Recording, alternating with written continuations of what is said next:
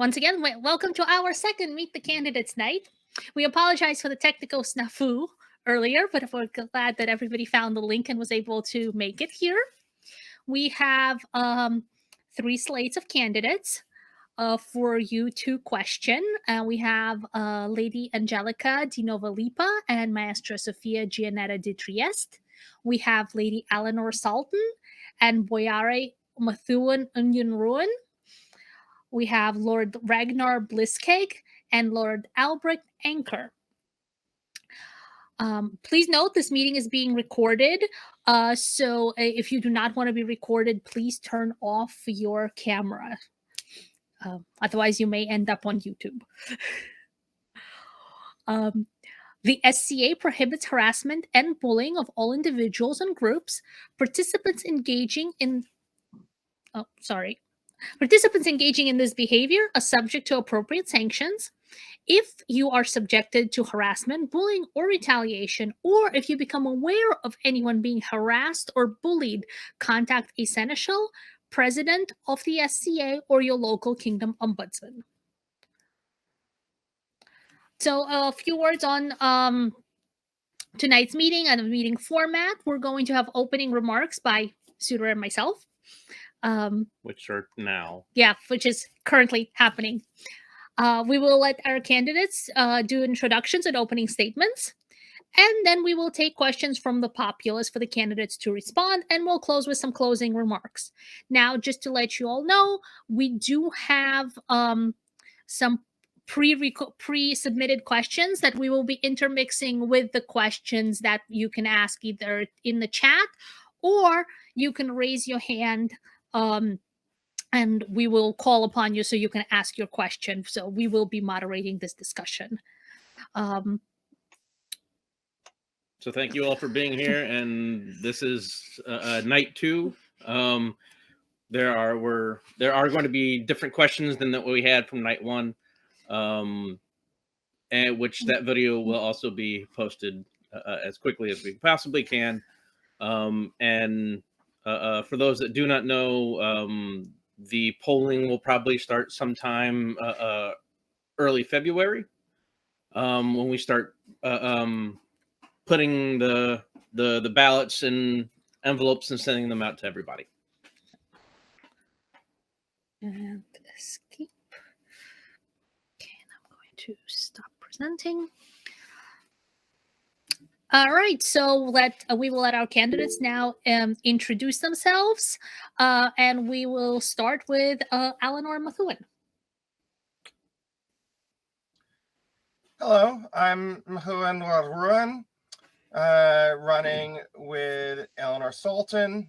Thank you to your excellencies and to Uji-san for facilitating this gathering, and to the populace for setting aside your time to participate and consider the choice before you. The role of the landed baronage is unique within our society because they are responsible for providing continuity to our community, helping to preserve and extend the dream for longtime members and newcomers alike. As you may know, Eleanor and I have spent much of the last decade in service to the canton in which we live, to the Crown Province, to the East Kingdom, and to the society at large. And we think that experience has helped prepare us for this next commitment.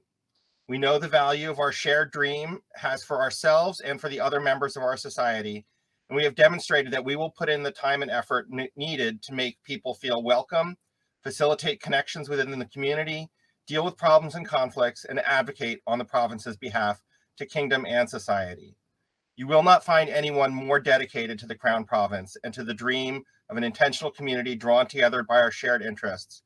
And should the populace choose to recommend us to their majesties as your selection for the Viceregency, we look forward to continuing to serve you in this new role.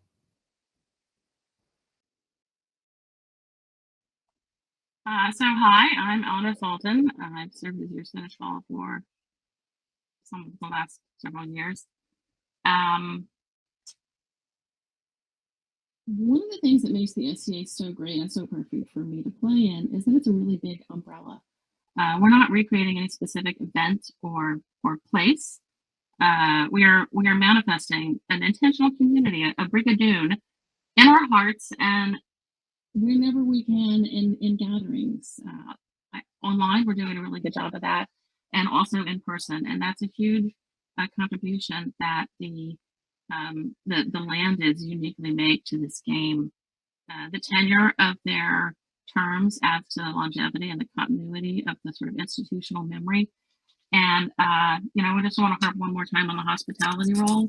And so much of what we talked about in our first question and answer really has come down to the connections and the matchmaking that the Vices are uniquely in a position to make among people confidentially, as well as out in the open.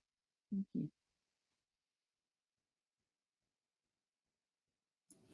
Thank you both. And now Ragnar and Albrecht, please. Thank you, Your Excellencies. Thank you, the populace of Ostgardr. Thank you, Uji-san, for running this, and thank you for the other candidates for all being here. I'm not going to go too much over what we kind of stated before. I'm really just going to talk about tonight. If you had followed the first Meet the Candidates list, we really talked about a lot of what we want to do in the future. And we still really stick by that, which is looking at how to do some sort of hybrid connection with what we've learned during this pandemic and what we want to do in the future, and create a sort of new shared experience for us all, which is creating new adventures that kind of merge all paths of the SCA together to make an exciting next step for Ostgardr. And that's what we're kind of hoping to accomplish with our run here. And I'm running with my brother, Albrecht Anker, and we are really excited to hopefully be chosen as the next Vice Regency for Ostgardr. But we're really excited to keep playing the SCA and doing exciting things with the SCA. Albrecht? Most definitely. Just to chime in on a little bit more of what Ragnar said, we're looking at designing, our future where we can adapt to any challenges that come ahead, especially with COVID, where, we can't always meet in person, but we always have the option to meet each other. There's never not going to be a time, that we look for in the future where we wouldn't be able to at least see each other's faces in some way, even if it's through some internet cable, to create events that, are interactive in an online setting, but can also be equally interactive in a real setting is kind of our goal. And I mean, that comes down to the ultimate goal, which is to have fun. This is a game. This is our game. This is our dream. So fun should be first and foremost above all else.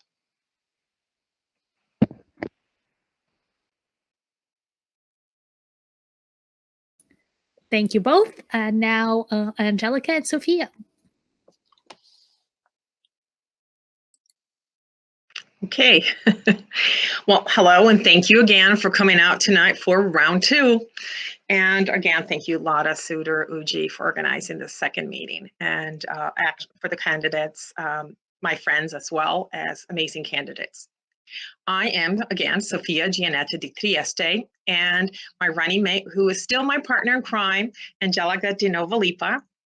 And again, we are very excited and proud to stand before you as candidates in hopes of doing the honor of serving as your co-vice reigns, if you deem us worthy. And we stated this last time, but I really think it's important to go over what our goals are. I think this is what the importance of this as well. What makes us stand out from everyone else? What are our plans? And our goals are simple. And we talked about it last time, but I think it's important to go into this. We want to encourage support. To encourage and support efforts to increase visibility, the skills and talents, and most important, having a lot of fun in this process. And we also want to accelerate the growth and the prosperity of Ostgardr. We have challenges in order to reach these goals. And we've talked about this last time, and I really wanted to address that. Over the past few months, we've met with the people in the populace to better understand these needs and concerns. And again, I want to take that time to thank everyone, because I really think it's important. And this feedback was extremely vital to developing our plans. The challenges we speak about and address are ones that you're aware of. They're the dwindling numbers and inactive members, the lack of diversity. We talked about the pandemic concerns and COVID and the severely limited in-person gatherings. And one of them that I don't think that we've addressed as maybe one-on-one or as a group our public image. I think this is important. How does the community see us?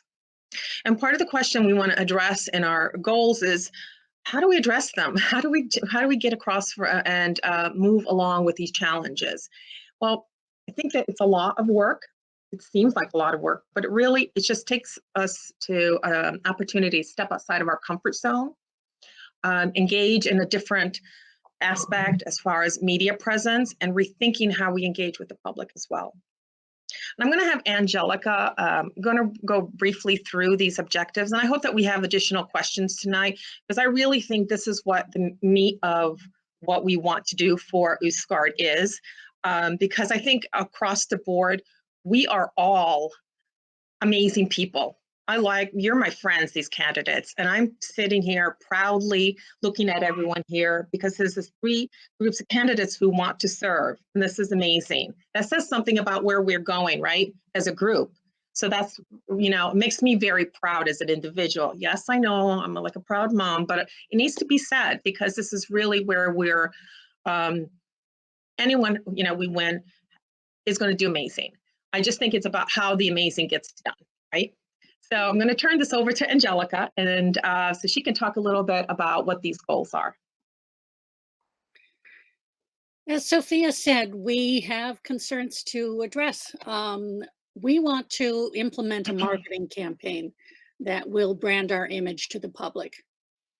Part of that will be smaller demos. We do not need huge demos.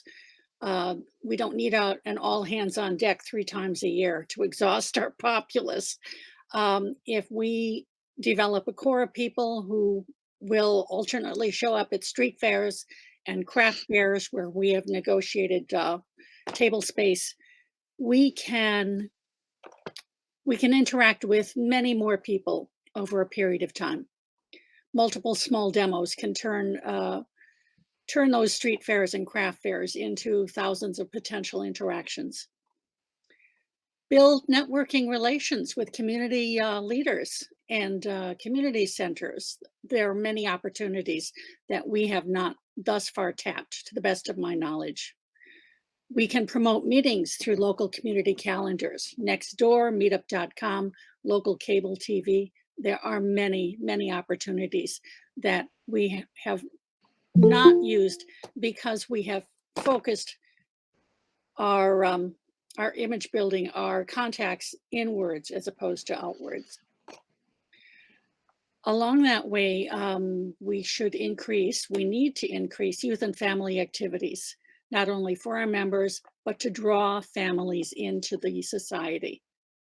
Lastly, as was mentioned before, we should build on creating hybrid classes because we are in an increasingly internet age. So these hybrid classes, pre-recorded sessions can only do us good in the future. We can talk further on our points in the question and answer part of the meeting. Sophia, roll us along, roll us home.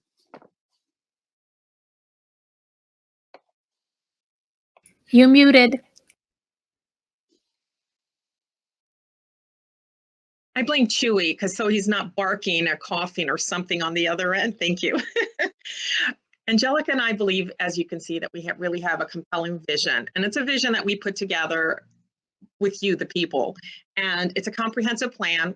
It's put together. We have relentless determination, and we are surrounded by people, talented people in Ostgardr, who working together can make it happen.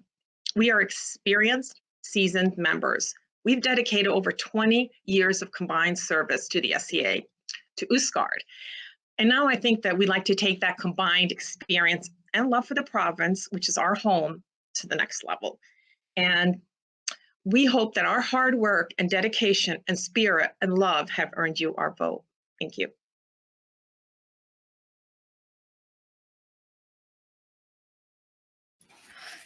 Okay, well, thank you, everyone. And we will start off with a question that was submitted ahead of time, and then we will go through the other questions, Any raised hands and whatnot, and so. chat and everything. So our first question is, How do you plan to promote growth of the populace of Ostgardr, especially in those areas such as the Bronx, which has been historically low SCA participation rates? And we will, Ragnar and Albrecht, you are up first. Albert, you're muted. Do you want to take this first? Start her off, good buddy. Okay. That's an interesting question because engagement for the Bronx has been traditionally low. So I think a lot of what we need to do is more visibility. So going out to work with local events to try to help out more, and making contacts out in the Bronx to do more in those kind of areas. So and it may be a conversation of trying to do floating pop-up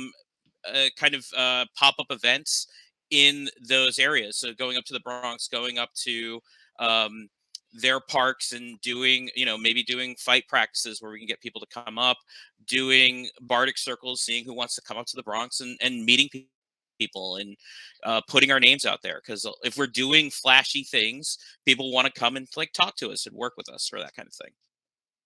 Oh, hey, sorry. Why don't you take it, Albert? I'm just going to tell you something. Good night. Sure. So, with that, being a Bronx and being a location that has not been able, it's a resource we haven't been able to tap yet. You have to look at the area and how communication is pushed through the area, be it via digitally through Facebook and whatnot, but also should we do a poster thing like, hey, let's push some fight practices out there and see what happens. There's some very wonderful spots to have practices out there, and one of plans, I'm sure you've heard me talk about it, but one of me and Ragnar's plans is to develop a thing called the Sea Guard, the Ostgardr Sea Guard. In that, we develop these teams. It's one group, but we have these teams that can go out to these pop-up events or be ready kind of almost at a moment's notice to show up at an event, gain awareness, be able to talk to people, bing, bang, boom, in and out. So if we see a plan that pops up, because a lot of times with the street fairs, they're a little bit hard to track. You have to really kind of be in tune with the different channels like Nextdoor and whatnot. There's a few other ones to do it. You'll be able to track when a street fair happens and just be kind of in a moment's notice to do that. So that's one of our plans, is to really tap in and also kind of scout the area. I think that's another thing that you need to do, is really scout, the Bronx and find, what parks are good, who's coming to the parks, and just really getting into it, and just finding those locations, because there's a lot of good opportunity there. And then just one last follow-up is the SCA has been traditionally Eurocentric, so looking to branch out in finding people who want to have kind of look into other historical personas that may also appeal to groups that may not be into ethnocentric or European, not ethnocentric, European-centric personas. So, if we can do more looking at different places like the Middle East or Africa or Asia, that may help a ton to want to get people who were never interested in the SCA to come into the SCA.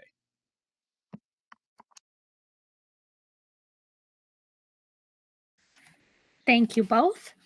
And Sophia and Angelica, you are next.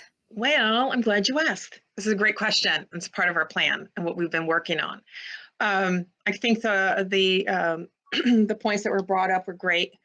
I think I'm going to go a little bit out there and go what I feel, and just to step back a little bit. For my master's that I just completed over the past 2 years, it took a little over 2 years, has been a master's in public administration, working with the public, with the government, with agencies. And it really opened up my mind how the government, how the community works. I feel the step to take is to engage with community members, with council members. They are there to work for the people. They're the ones that are going to say, you're going to go into the neighborhood, especially where this is where I'm talking about the diversity aspect, is working with the neighborhoods. It's not challenging. It's just, again, stepping outside of what we normally have done, talking with city council members, community leaders, even the borough presidents, it feels like pie in the sky, but it's so not. This is what other not-for-profit companies do as well, or organizations. And when we talk about that, is like building a connection. And that was one of the questions I asked was, how does the community see us? How does the community see us? What have we done for the community? Except say, hey, we got this stuff, come to us. But now we got to rearrange our thinking and go, what do you need? What would benefit the community? What's needed? We talked about different personas, different, what the background, I went with Piglet to the community center on the west side and talked to Damien and the people there, and walked away with a lot of thinking about this process. I talked about it with my friend, Lady Magdalena, who's African American, and we talked about how do we, majority white group here, how do we go into an organization and go, hey, we have stuff for you? Well, we give them what they need.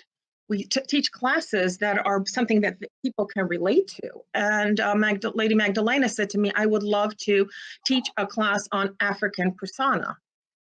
And I go, that is amazing. So it's about redirecting our thinking and going, what can we give them that they will, people outside, not just looking at this Italian dressed woman here, right? But someone who looks like them and says, hey, you know what? I've got your history. I know it. Here I am. And opens up a dialogue, right? It opens up questions and possibilities and going outside of what we usually do. And I really think this is where we need to tap in. Really, the potential is here. And again, goes back to the campaign. And that's where I was talking again, our first step was making a campaign where we brand our image. When we go in with a press kit and we go into a city council person's office and we go, we just want you to know we're here. We would love to engage with the community, do free events, help out when this is what we do, and give them the information that we are not just a pie in the sky. We're not just this group over here that just wants to do, or, that we are engaging with the community on something they need, not just what we want to give. And that's important because when we start to keep the branding, and I know I can go into this all night, so I'm going to really keep it short here so we can kind of move forward. Love to talk to anyone who wants to know about this, because we have been not just doing step A, we've been really going down the line. What's the next step? What do we need to do? Really reaching out to members already, to community members, to council members, to get their input, to understand what they see about us, what they understand. Because when we understand what they need, we can give them what they want. And it's not a lot of work. This is the key. So not a lot of work. I think that we've been doing more work the hard way with less producing less benefits than if we engage with the community. Angela, and I'm sorry, I'm going to steal your thunder, but Angelica, I want you to go into this further. Mention about going into hospitals and seeing the children's hospital and to the children's ward, and few people dressed up to make a child's happy day, give them a little gift that's medieval, a soap or something. It's about engaging the community. It's about us doing something positive. It's us being known as people who are not just here for one event and then we leave. We're part of you. We care, and we're supporting more than just our arts and science and our fighting. It's about supporting the soul, the person, the individual, the community. There's so much positive there that can be done. So I will leave it at that, but trust me, I can go on. Angelica. And on. Very passionate, if you can hear this in my tone. Okay. There are a lot of opportunities that we have not sought to get into the public eye. Public service which is seen by the public is one of those, certainly. But there's a good deal of donkey work that I'm willing to do to get us better known in the community in general. It was, you were talking about the Bronx and you had great ideas about expanding our reach, our influence there. Overall, as I said before, almost everything we've done in terms of publicity is internal. It's putting things up on the East Kingdom calendar. It's putting things up on Facebook. It's all around us, and we haven't pushed out. We haven't reached out. And that can happen in every canton, in every county, Putnam, Westchester, Nassau, all of the boroughs. We have a lot of work that we can do ahead of time. A lot of it is just changing our mindset from going internally to looking externally as well. Along with that, we need input to know what kind of capacity do we have for these hybrid plans, these online meetings and so on. Because I don't want to put out a press release and have our website bombed, for instance. It would be a nice thing to happen, but we need to know the constraints as well as the possibilities. And I think someone else can talk now. Thank you. We'll pass this over to Methuen and Eleanor. Hi. So I didn't think I would end up being a traditionalist in this conversation, but we got some good numbers out of the Hudson River Revival Festival, and I think we could look at reviving our experience there. I think people would welcome us back, and I think we get the kind of people who have the sort of the interest and the enthusiasm for meeting us in the space that we're in. It's not as far as an outreach. I also think that in terms of sort of recruiting locally, I think our marketing works best when it's kind of traditional like street activist, foot-based. I think if we put flyers in gaming cafes, that we'd be reaching the kind of audience that is into the kind of LARPing that we do, escape rooms, all that kind of like play that we used to do as children, and now we get to dress up and do again. Yeah, I think as much as I like the idea of reaching out to everyone in our region, I think it's also fair to recognize that we're from a specialized kind of activity, and there are going to be people who don't want to do the thing that we do.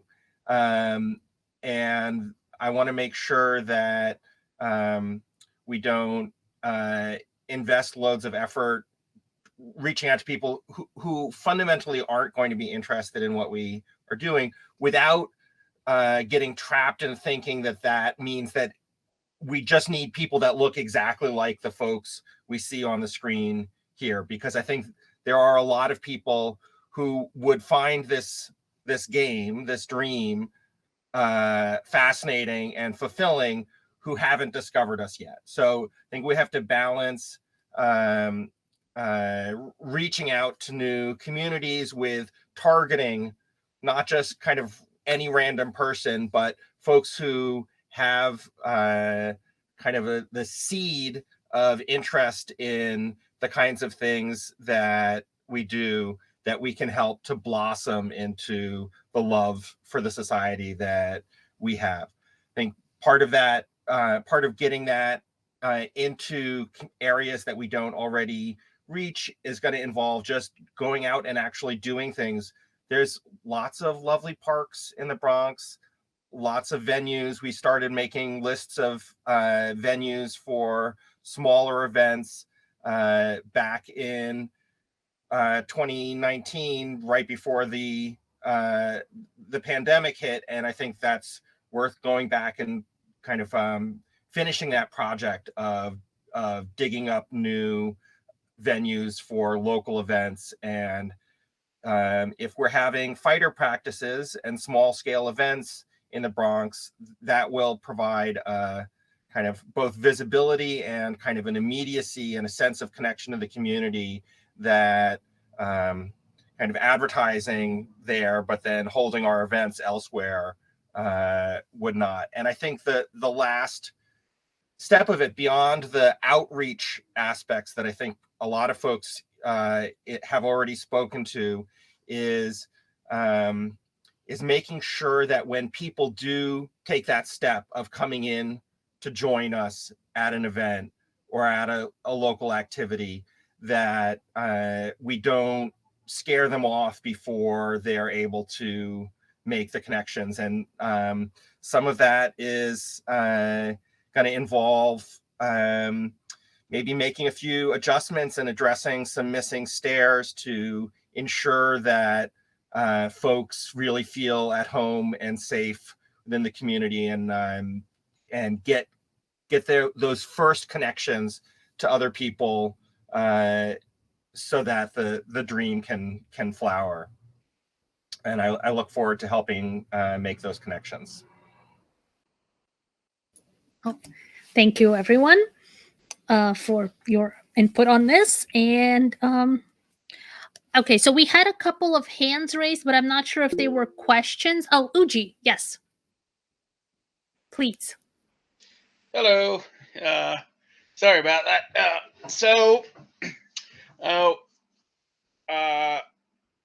My question for the candidates would be, with these ideas of reaching out and whatnot, part of the issue we may run into is the fact that for planning what happens in each canton and each smaller group, we more or less have the same small group of people doing a lot of the stuff. So, each of the cantons right now has about 20 something paid members.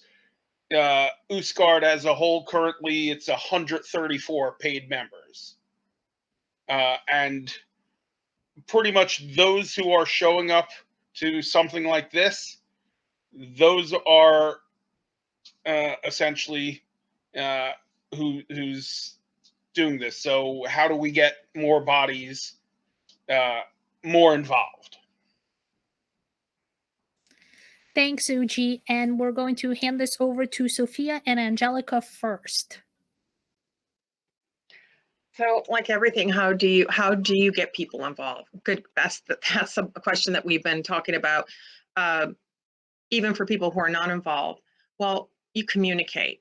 You have to have conversations, and some people are never going to get involved. We have people, I'm sure, that we don't know who are on the list that only go to Penzic, or if that, right? And there are people who just show up at certain events.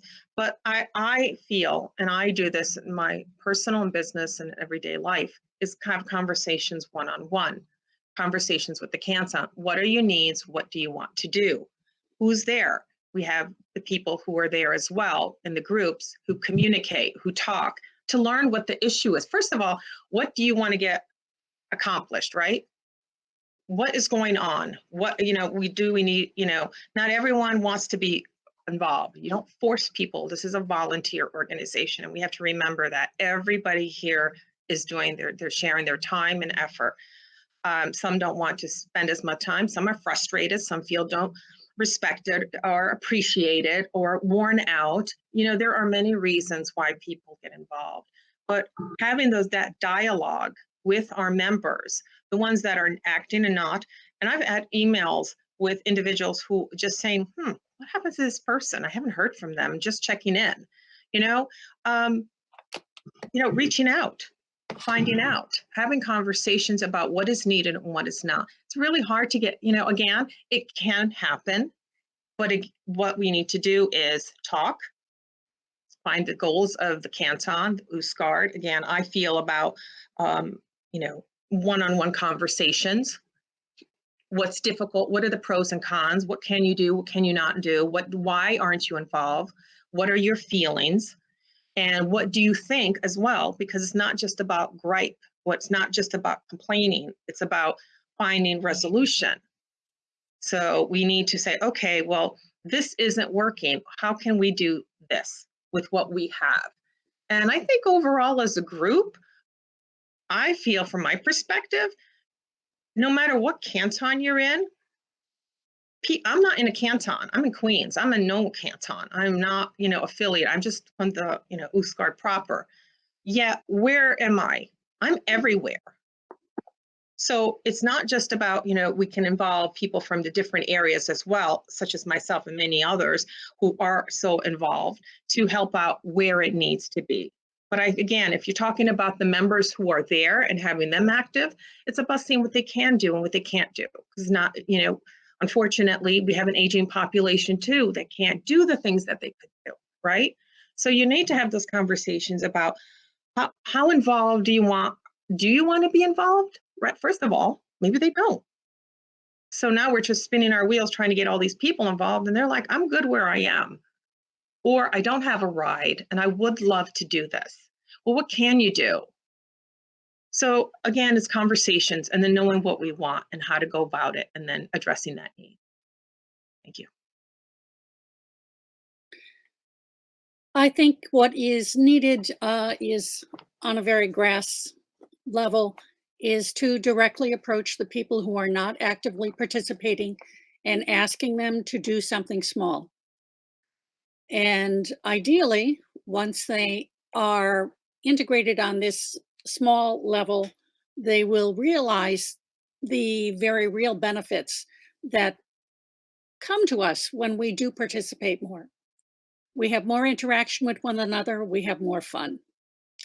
So I think it's a direct appeal to people who are not very active, and also people who are slightly active, encouraging them to spread out, to do more, to help more, to develop themselves, and develop themselves as active participants, and moving them into leadership positions as soon as we can. We need to mentor people to grow. Thank you, Angelica and Sophia. And we will turn this over to Methuen and Eleanor. Well, I'm optimistic that the membership numbers for the province and the individual cantons will bounce back as the pace of in-person events picks up. I think there are a lot of people who very reasonably drive their membership renewal based on the cost savings involved in going to in-person events, and don't see an immediate benefit to renewing their memberships. I'm confident that those numbers will bounce back up to their pre-pandemic levels over the coming year. But the project of drawing new people into greater involvement and re-engaging folks who were involved several years ago but have kind of fallen out of the loop will take some real effort. And I think we, having spent a lot of time as provincial officers, look forward to providing support for the officer corps and for the kind of parallel but somewhat overlapping group of folks who run large-scale events, by encouraging people to volunteer as event stewards and as deputy officers, and then by providing support for new officers who are too often thrown into a new position without much direction as to how to get started. And I think we're confident that there are members of the populace who have a lot that they could contribute, and who could be set on a path of significant involvement and service by an encouraging word from leaders of the community. And so I think the suggestion that several people have made about actively reaching out to folks and saying, hey, why don't you try doing X? Why don't you show up and be an assistant to so-and-so who's running the troll or cooking in the kitchen, or you seem like you'd be great at doing X. And I know I got some of that encouragement early on, and it made a big difference in thinking, oh, like, yeah, like I could be a herald, sure. And I'm eager to continue encouraging folks. I know Eleanor's done quite a bit of this as seneschal over the last 4 years, reaching out and being like, hey, you would be a great X. Why don't you step forward? Why don't you sign up as a deputy for that position? Do it for a year or two, and then see if you're ready to step up to it full time. I think that's a role we're looking forward to playing. So, yeah, I definitely agree that you know, we have a lot more members out there, and they'll be ready to be re-energized. People are hungry for an in-person experience and to reconnect. Um, and we have sort of a set of overlapping agendas here that can be furthered together by meeting. Building enthusiasm by meeting the people that we haven't seen from in a while where they are, and in those outdoor spaces, then we can attract the attention of other people who live nearby and may be interested in the things that they're doing, and now they're even more interested in what we're doing because they're meeting other people who actually are locals. So I think that whole hospitality agenda just keeps on rolling.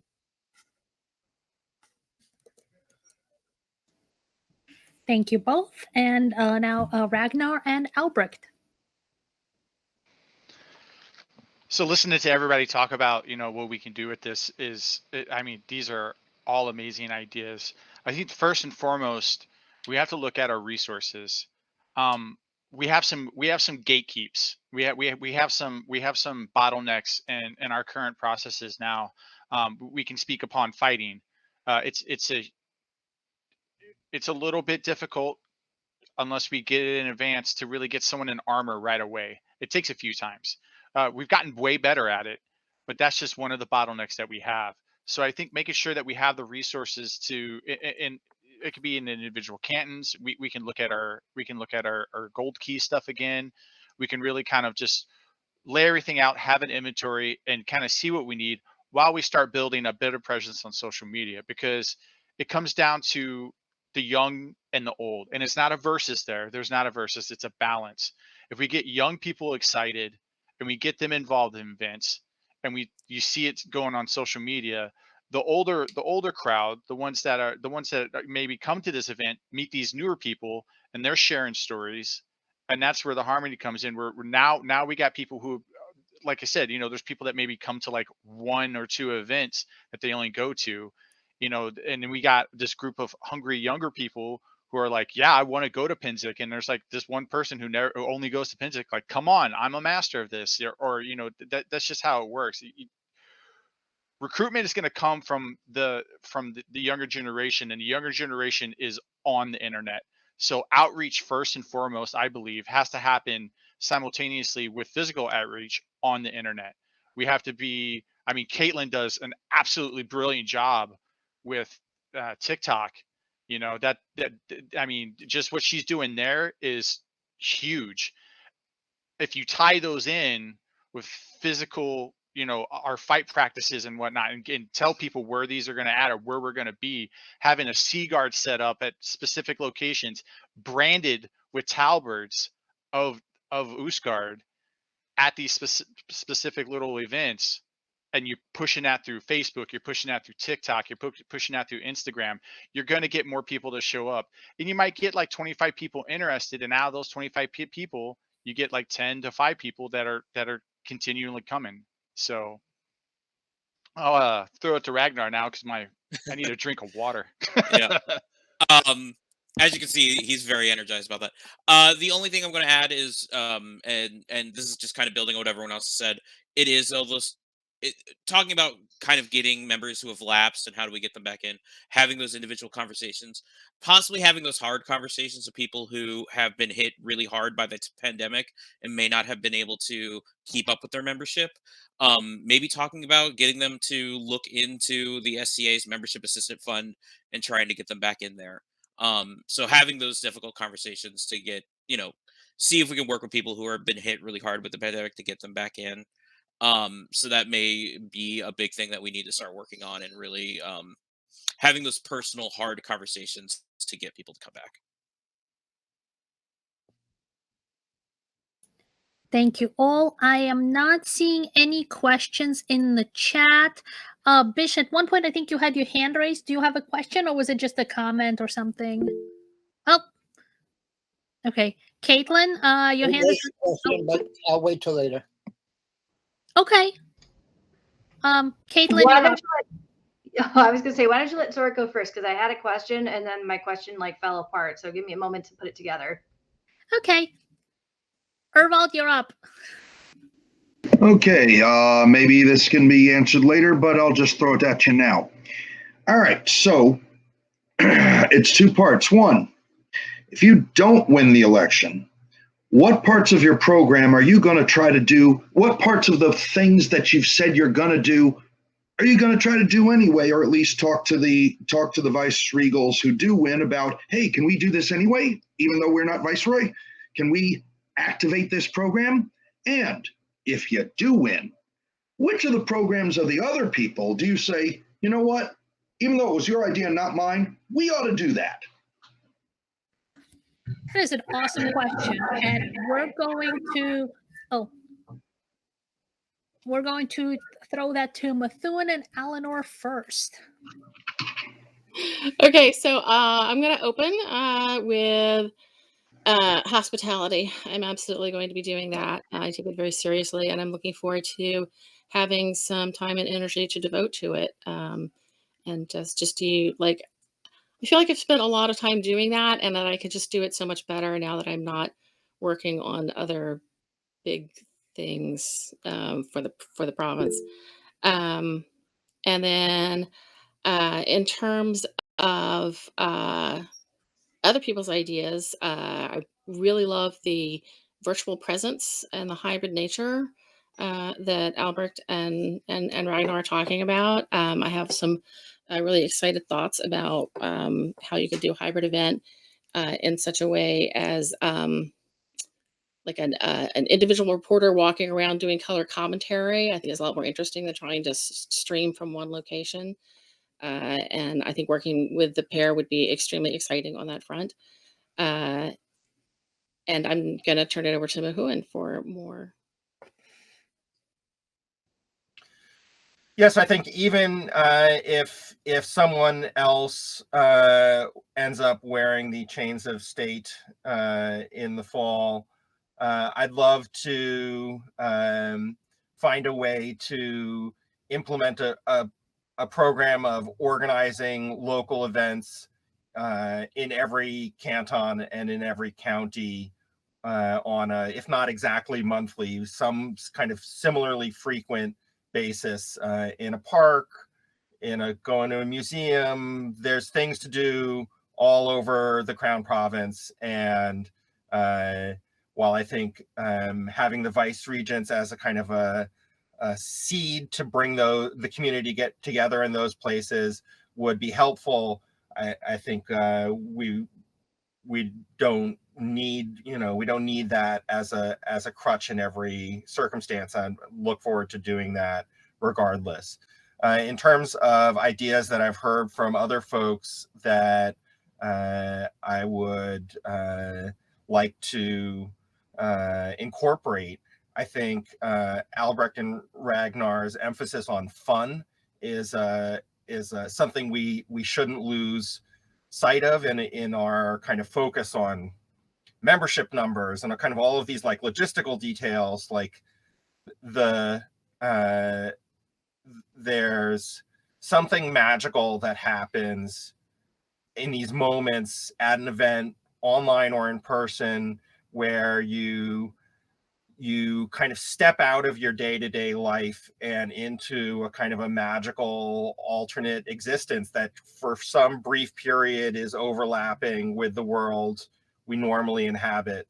And I think the kind of relentless pursuit of fun is part of that, because as much as court and events are about pageantry and ceremony and seriousness, the kind of the shtick and shenanigans are also really part of what makes it magical. And so I think that's inspiring. And I think Sophia and Angelica's kind of vision of a coordinated outreach plan to make sure that people everywhere in our territory are aware of us and know that we're welcoming and want to engage with them is something that whoever ends up holding the reins in September as we seek to rebuild from the chaos of the COVID era. I think that's something we'll all need to be working on, from the Vice Regency on down through the officer corps and the populace at large. Thank you both. And now Ragnar and Albrecht. I'm going to start by saying, if we do not become the vice regents, we're going to continue to try to meet all of our plans. I mean, we really want to emphasize the fun. We really want to emphasize doing more of a hybrid online thing and keeping people engaged and excited to do this. And we're going to still be active here no matter what. And we are, we have some agenda ideas that we are really excited about. I mean, first and foremost, one of the things I'd love to do is look at doing Twitch demos where we get together, doing smaller demos with it's just us, broadcasting them on Twitch. If we don't win, I'm still going to go along with that plan. And then if we do win, I mean, it would be insane of us not to reach out to our fellow candidates and ask for their help, because they are talking about stuff that is super exciting. Maria talking about going up to council members and like my idea, like if we one day are meeting with Vanessa Gibson, the Bronx Borough president, and being like, hey, I'm in funny garb, I really want to like talk to you about the SCA, but also how we can help the community. That's a great idea. And I would really want their help to work on that kind of stuff. Matthew and Piglet and Eleanor working on smaller events, doing more in person, doing that kind of thing, this outreach. Not working with them and with everyone in Ostgardr as vice regent, as a vice regents, would make us poor vice regents. So a big part of what we want to do is working with everyone, working with the candidates that were here if we're elected. Albrecht. I mean, having the change of state that Methuen so eloquently put it is not going to change the fact of what me and Ragnar had planned already. I was talking about the Sea Guard before we even thought about running for Viceroy. I've been talking about hybrid events since COVID started. I mean, that was something, that was one of the the things that we really wanted to get going. Like after we had that first Switch event, we're like, we can do this. Like, there's always doubt when you first try something, and then when it's successful and it really made an impact, you're like, yeah, all right, we can do this. And I think we can do this, and we can look. I mean, all of these ideas are so great. And then, and I'm thinking in my head, I'm like, darn it, why didn't I think about that? But then again, we all thought about that. We're all a team here. There's no versus. We're all working towards the same goal. And the same goal, I'm going to say it again, is to have fun and to get as many people as we can together to have fun. That's it, and fun comes through everything that we've talked about. If we're not having fun, there's no point. Oh, thank you both. And we will turn this over to Sophia and Angelica.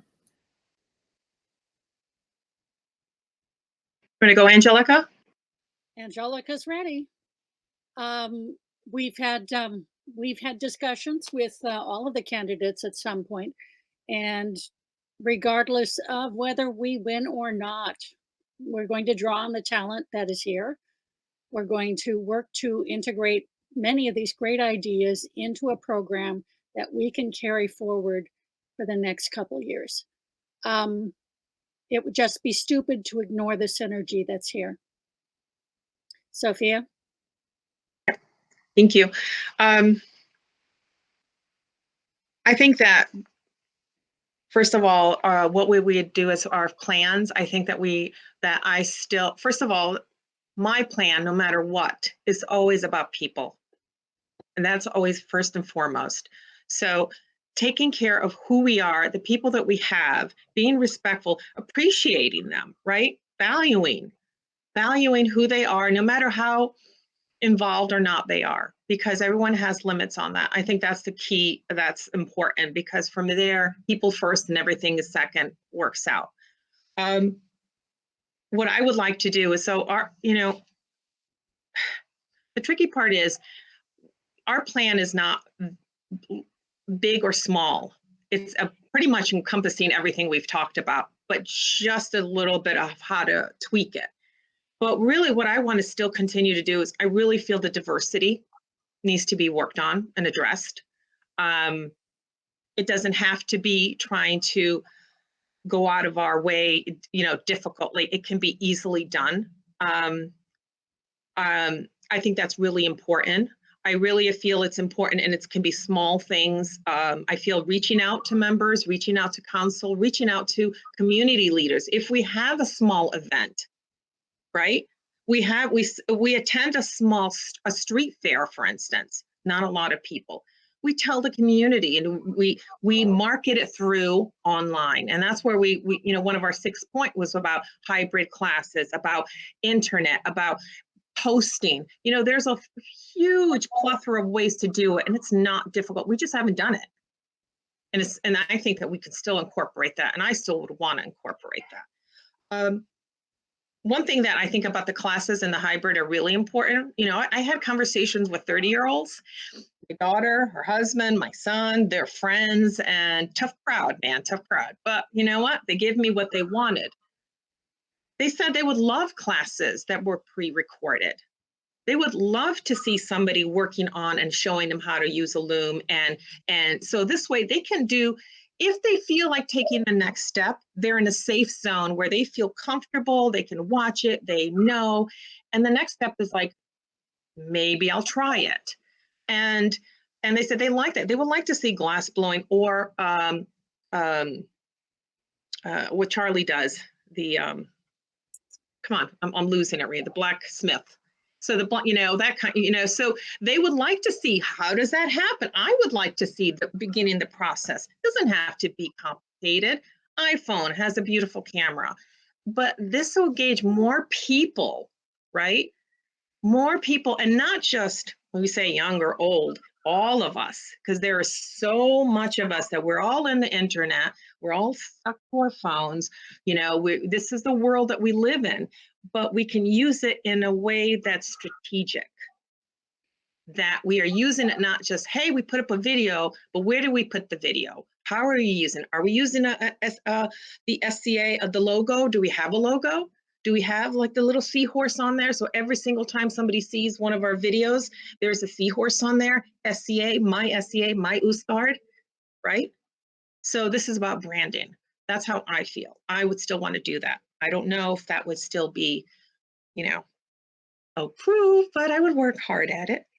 What we can include, my gosh, everything everyone said, because there's nothing down that is not capable of doing, because really it is about engaging with the public, engaging with our people first and foremost, helping each other, teaching classes, being there for one another, hearing the needs of the people first and foremost. Because if I want to do something and nobody wants to do it, then what's the point of doing it? And that's called communication. Excuse me, the dog's bark. Sorry about that. He's got a little trachea issue. But I do like Iglet's hospitality is what I love and what I do. And I would, I could see us hooking hands together and doing that together forever, because that is what's important, and smaller events have always been something that I have thought were strategic. We can do 3-4 small events on the same day, right? So we can go to an event in Long Island. We can, that we can't go to because we committed to this huge event on this side. That doesn't mean the huge event isn't good.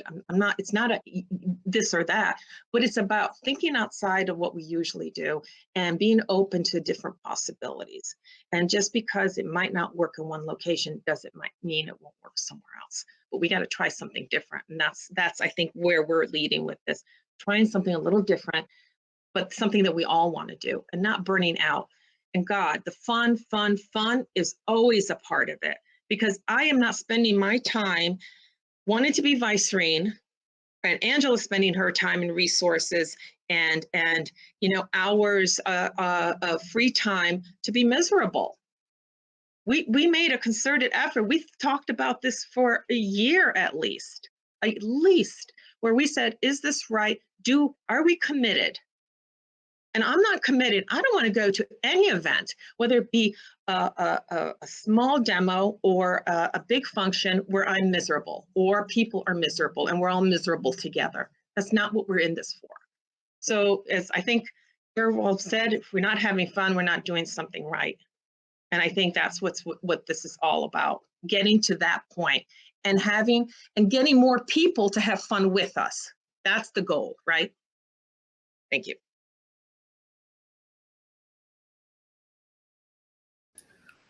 Angelica, do you have anything quick to add before we move on to the next question? I don't think there's any more air left in the room. Well then.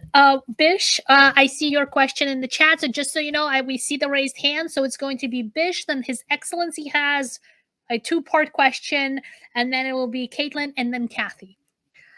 So Bish's question, if you find people who want to participate but cannot afford it, what do you do to help them? And we will go to Ragnar and Albrecht first. First and foremost, I mean, the SCA has a membership assistant fund where members who cannot afford the membership fee can go and request assistance. We can also talk about doing something more local, maybe doing a GoFundMe or some kind of fund from Ostgardr for members who are well off and are willing to donate to work on that, or possibly looking at setting up auctions or something to help Ostgardians who are in need, who may need something at the time. I mean, look, we're a community. We want to help each other. If someone wants to reach out quietly to the Vice Regency or to the Ostgardr leadership and wants help and doesn't want their name out there, we're willing to work with them to try to help them out and figure out a way to help them. Yeah, I mean, we look at the way something that is always a struggle with a lot of new people and just members in general is with what the combat side in mind is getting the armor to get started. And I think in Ostgardr we have a pretty good start with the loaner system. I mean, that's how I got started. I mean, I was in loaner gear, and so I was able to get my own gear. And even now, there's a constant. I think Skadians are probably the most generous people as far as being able to be like, oh, you want this, $400, piece of armor to use? Hey, just let me know when you're done with it. You can bring it back whenever. Like that's amazing. And I think that should be rewarded, as well as, developing even further a better, a system of getting people started. Maybe we have an inventory of tunics and stuff, maybe different, maybe kind of neutral, but even more so with the gold key, just ready to go, almost like a package. We talk about media packages, but what about welcome to the SCA package? If you membership up, I mean, that would be something really nice to give to somebody, just to get people started. Or even, like I said, gold key is a great idea. But I agree with Ragnar. If we have some way to help somebody donate, or if there's a way that we can offer up things, I think it's already there. I just think if we quantify it a bit more.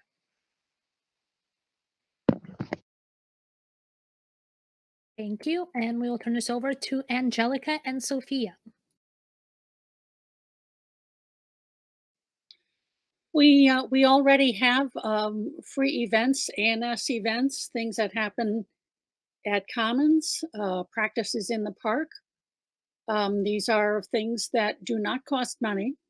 You don't have to be a member to attend.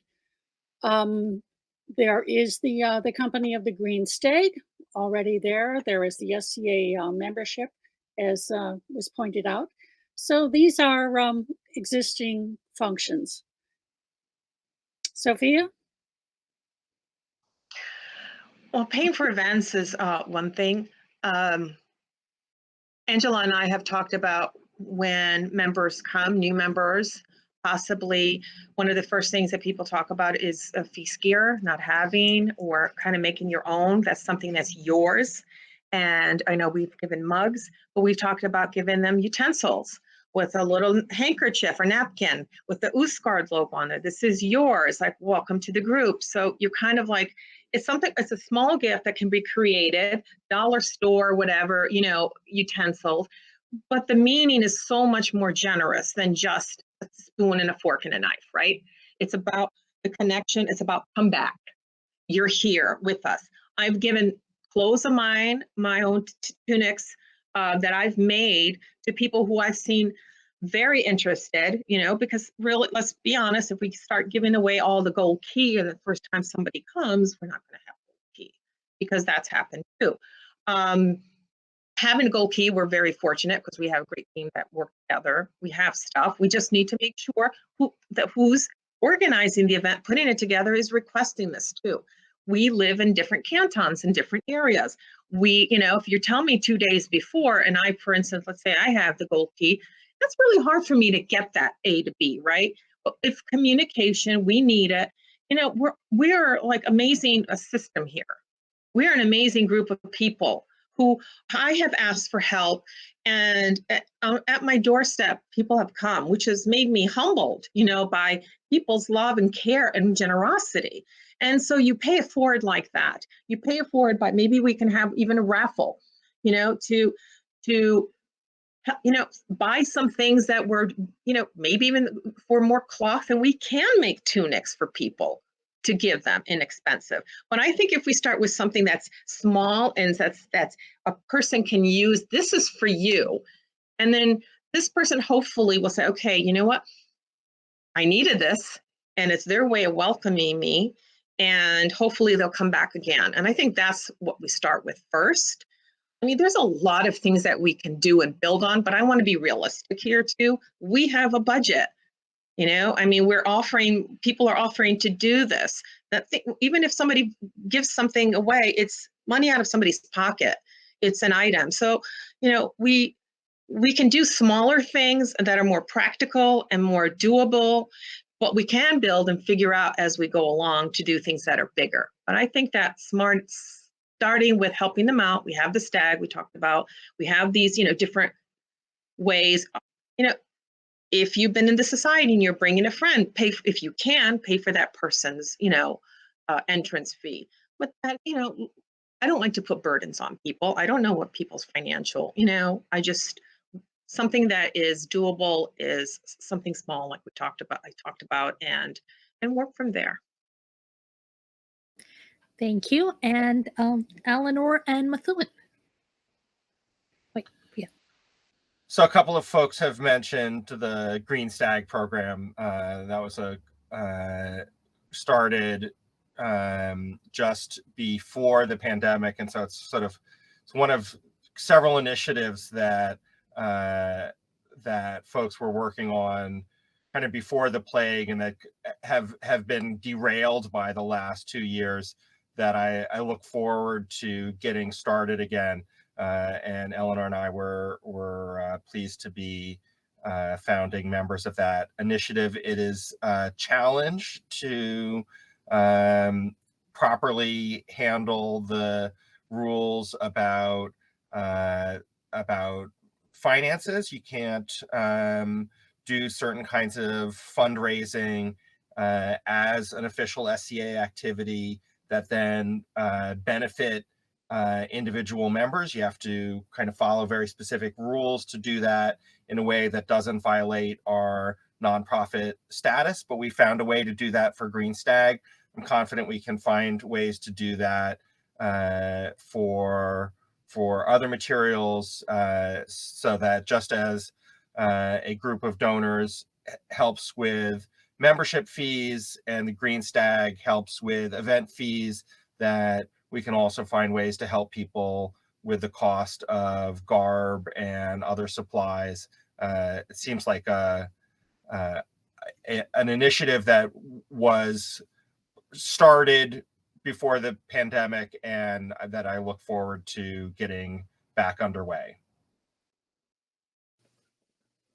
So we've brought up the idea of personal kit a couple times. I do really love the mug and the utensil ideas. One, making your own kit is something that helps you get started in these activities that you're going to engage in in a very supported way, and gives you an investment that now you're making something that you're going to be able to use in the society. And even if you end up not staying, like, you've got something you can go away with. You can be like, hey, yeah, I went to this weird thing, and this is the pouch I made, and isn't that fun? And people need pouches and people need belts. It's a lot easier to customize to accessorize your outfit and to get the right look when you have some, and you have some assurance that you're actually doing the right thing. And it also divides up the work. It's not like we're sitting around ourselves making these things out and then handing them out to people. They're coming and participating and doing the work of creating them. And so there's a lot less resource on our part, a lot more investment on theirs. And then they get to start the fun early, because this is what the fun is all about, is like making the shit that you're going to wear and then doing it. Well, thank you, everyone. And we're going to turn this over to His Excellency for his question. All right. So my question is actually probably fairly quick with this. The amount of time that you put into this is a lot. How long do you plan on reigning? Because it is a minimum of 3 years up to a maximum of 6. So my first question is how long do you plan on doing this, or at least initially? And during that time, for the second part, people need to know certain things about you, things that you like and stuff like that. So what's your favorite ice cream for number 2? And we will turn this over to Sophia and Angelica first. Great question. And my favorite color is red. And I love mead. Love it. Prosecco and wine are in there and for the running as well. How long? As long as the province wants us, but definitely I'm striving for 6 years. You know, it's a commitment. I would not have done this before with my grad school. You know, it's like I kind of stepped away a little bit just to give myself the space. Thank you, COVID, because that allowed me the opportunity to get this done without missing out, because I hate missing out on the fun. But if that is the inclination, if that is, you know, God willing and everything being the way, you know, motivated and how we are feeling right now, and 6 years is where we're planning on going. Rum Raisin is my favorite ice cream. Chewy is my favorite dog. He's going to be our mascot. I've already got a coat ready for him, a little tabard. Also, I think that I hope that you see in me a passion. And I hope that comes across with passion with deeds behind it. I care about people. I care about making events the best they can, creating, building bridges, building relationships. It always comes back to people for me, because everything else is, you know, people first. And I hope that as we go along, we'll build relations with Angela, you know, events. So we can go back in 6 years and go, damn, those are 6 great years, you know, and be proud, really be proud. Just like that parent whose child graduates and, you know, you say, my baby graduated, and that's that feeling, because I take that, because it is about not my proud, about the pride that I have of what's been done by the people where we are and that we've grown. It's really important to me. Thank you. Favorite ice cream, anything with almonds in it. Oh, let's see, 6 years sounds very good. I'd like to do 6 years. We can get a lot done. And we can mentor the next vice regency during that time. We have an opportunity to mentor one another. That's my plan. You know, there's going to be a lot of bickering between the two of us during those 6 years, but that's all love. You know that, just so you know. All right, and we'll hand this off to Methuen and Eleanor. So that's me first, right, sweetie? Yeah. Okay. And now that I've said that, oh my God, I completely spaced out what the question. Yes, 6 years, all in. I am so excited about this. I have been slowly turning down, dialing back on my responsibilities. I'm no longer involved in the volunteer programming of a science fiction fantasy convention of 1,000 people that takes up monumental amounts of my time. My son is about to graduate from high school, which is very exciting. My family responsibilities, elder care is no longer an issue. Things with um, settling, things are all being resolved. And so all in all, my stress has gone way down, and I'm having all of this lovely time on my hands, and I'm so excited to have it available to me and to put it at your disposal in a way that feels like it could be really fun for everyone. In terms of ice cream, my absolute favorite is peppermint stick, and that is nearly impossible to get. And so I take vanilla, please. Thank you. I've got a carton of peppermint Haagen-Dazs in the freezer across the street that I'm bringing back to you tonight. So Eleanor and I have more than 25 years of experience working together on large, long-term projects, first as business partners and then as parents. And we know how to make a long-term commitment that requires a lot of effort to see it through. So we would certainly plan on staying for as long as kingdom law and the will of the populace allows it. We've over the last decade, the experience of working together to support the Crown Province and the shared dream of the society at large has assumed a larger and larger, and increasingly central role in our lives, and we look forward to continuing that. Thank you both. And now Albrecht and Ragnar. Wait, did I, mint chip? I'm sorry, I buried the lead. Very Thank you for important. asking this Thank you. question. Mint chip. Sorry. Were you going to go with the same ice cream? Okay, that's fine. So Albert and I are excited to do it for as long as we are useful to the province and the kingdom.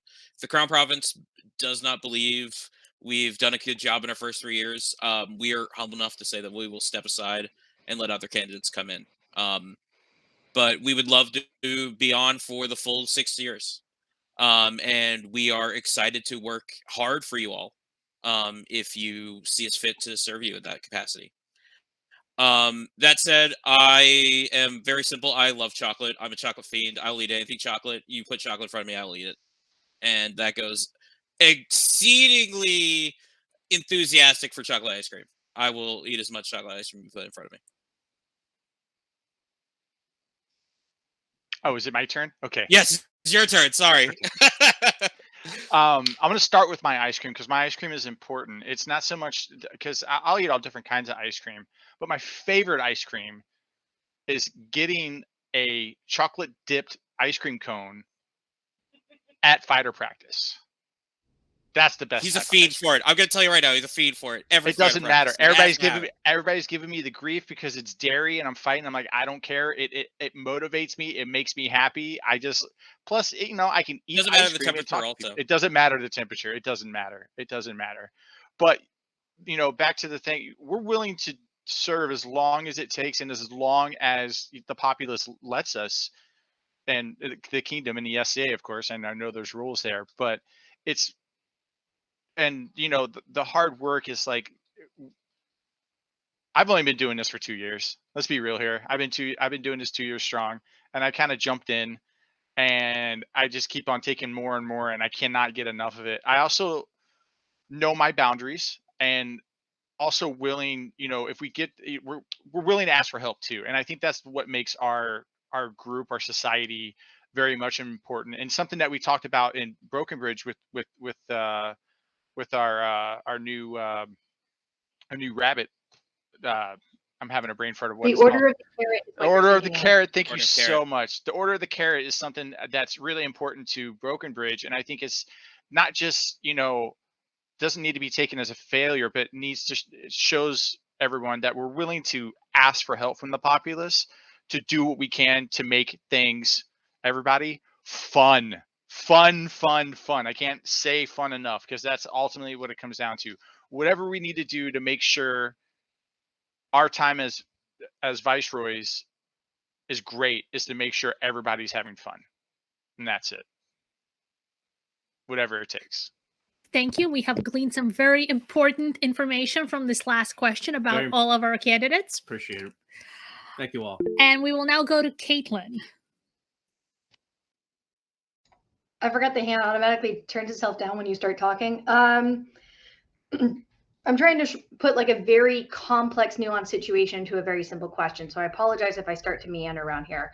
One of my primary focuses of being a much more active volunteer within the SCA is also creating a really safe space for people who would be considered marginalized groups within mainstream society at large, primarily for non-white and genderqueer folks. So my question to the incumbents is this: do you have plans, regardless of how big or how small they are, in order to cultivate a community filter or a community vibe that, upon first impressions, allows marginalized groups, such as non-white people and queer people, to feel comfortable in asking, how do we get involved, and also more comfortable in becoming more involved, up to and including coming out of the closet, quote unquote, so to speak. There's really no other way to put it.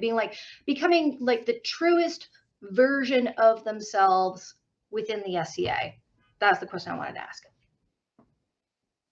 Thank you, Caitlin. And we will go hands over to Methuen and Eleanor first.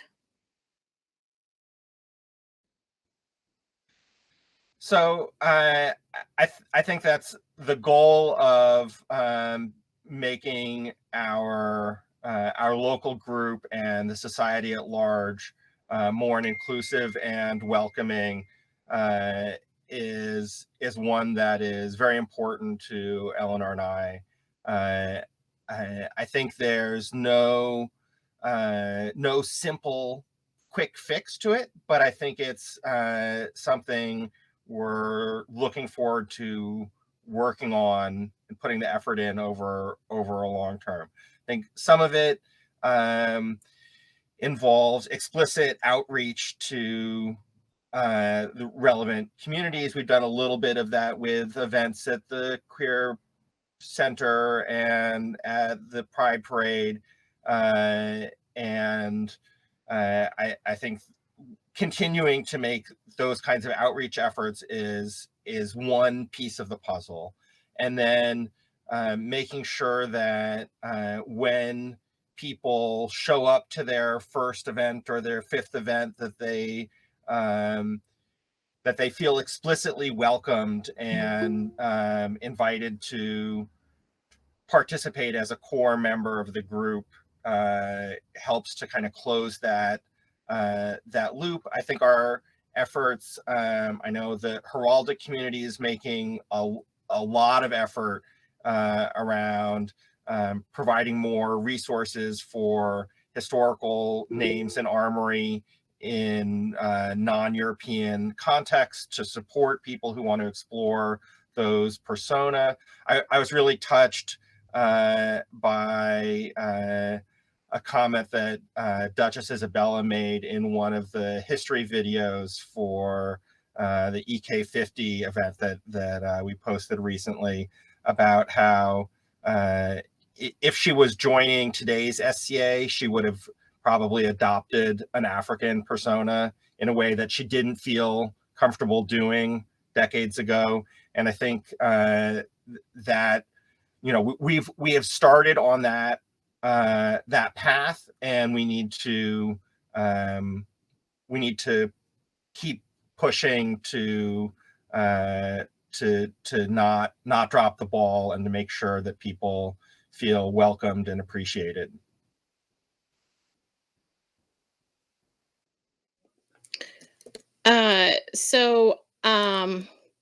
Mac and I have a bit of a personal involvement as well, since we're both bi.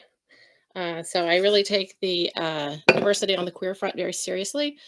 As you know, we did the classes with the Brooklyn Community Pride Center, and I think, ow, sorry, I'm being given some very aggressive love, and it's Stop, Kat. yes. Oh my so God, is that Percy? That's Oh, perfect. oh. Licking is good. Licking is good. It's the first time he's licked. He's actually been biting, and it's a little bit. Yes, you can see he's a very love cat. He's a very love cat. So people's love. Yeah. So sorry.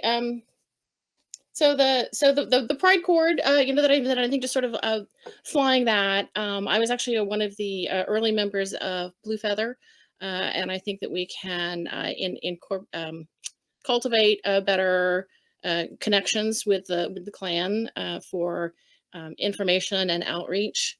And I think that the matchmaking aspect of what I see as the hospitality job of the Vice Reign is really important, because part of what makes people feel connected is not, I can personally contribute on the queer front because I can't really contribute on the diversity color front because I'm very, very, very white.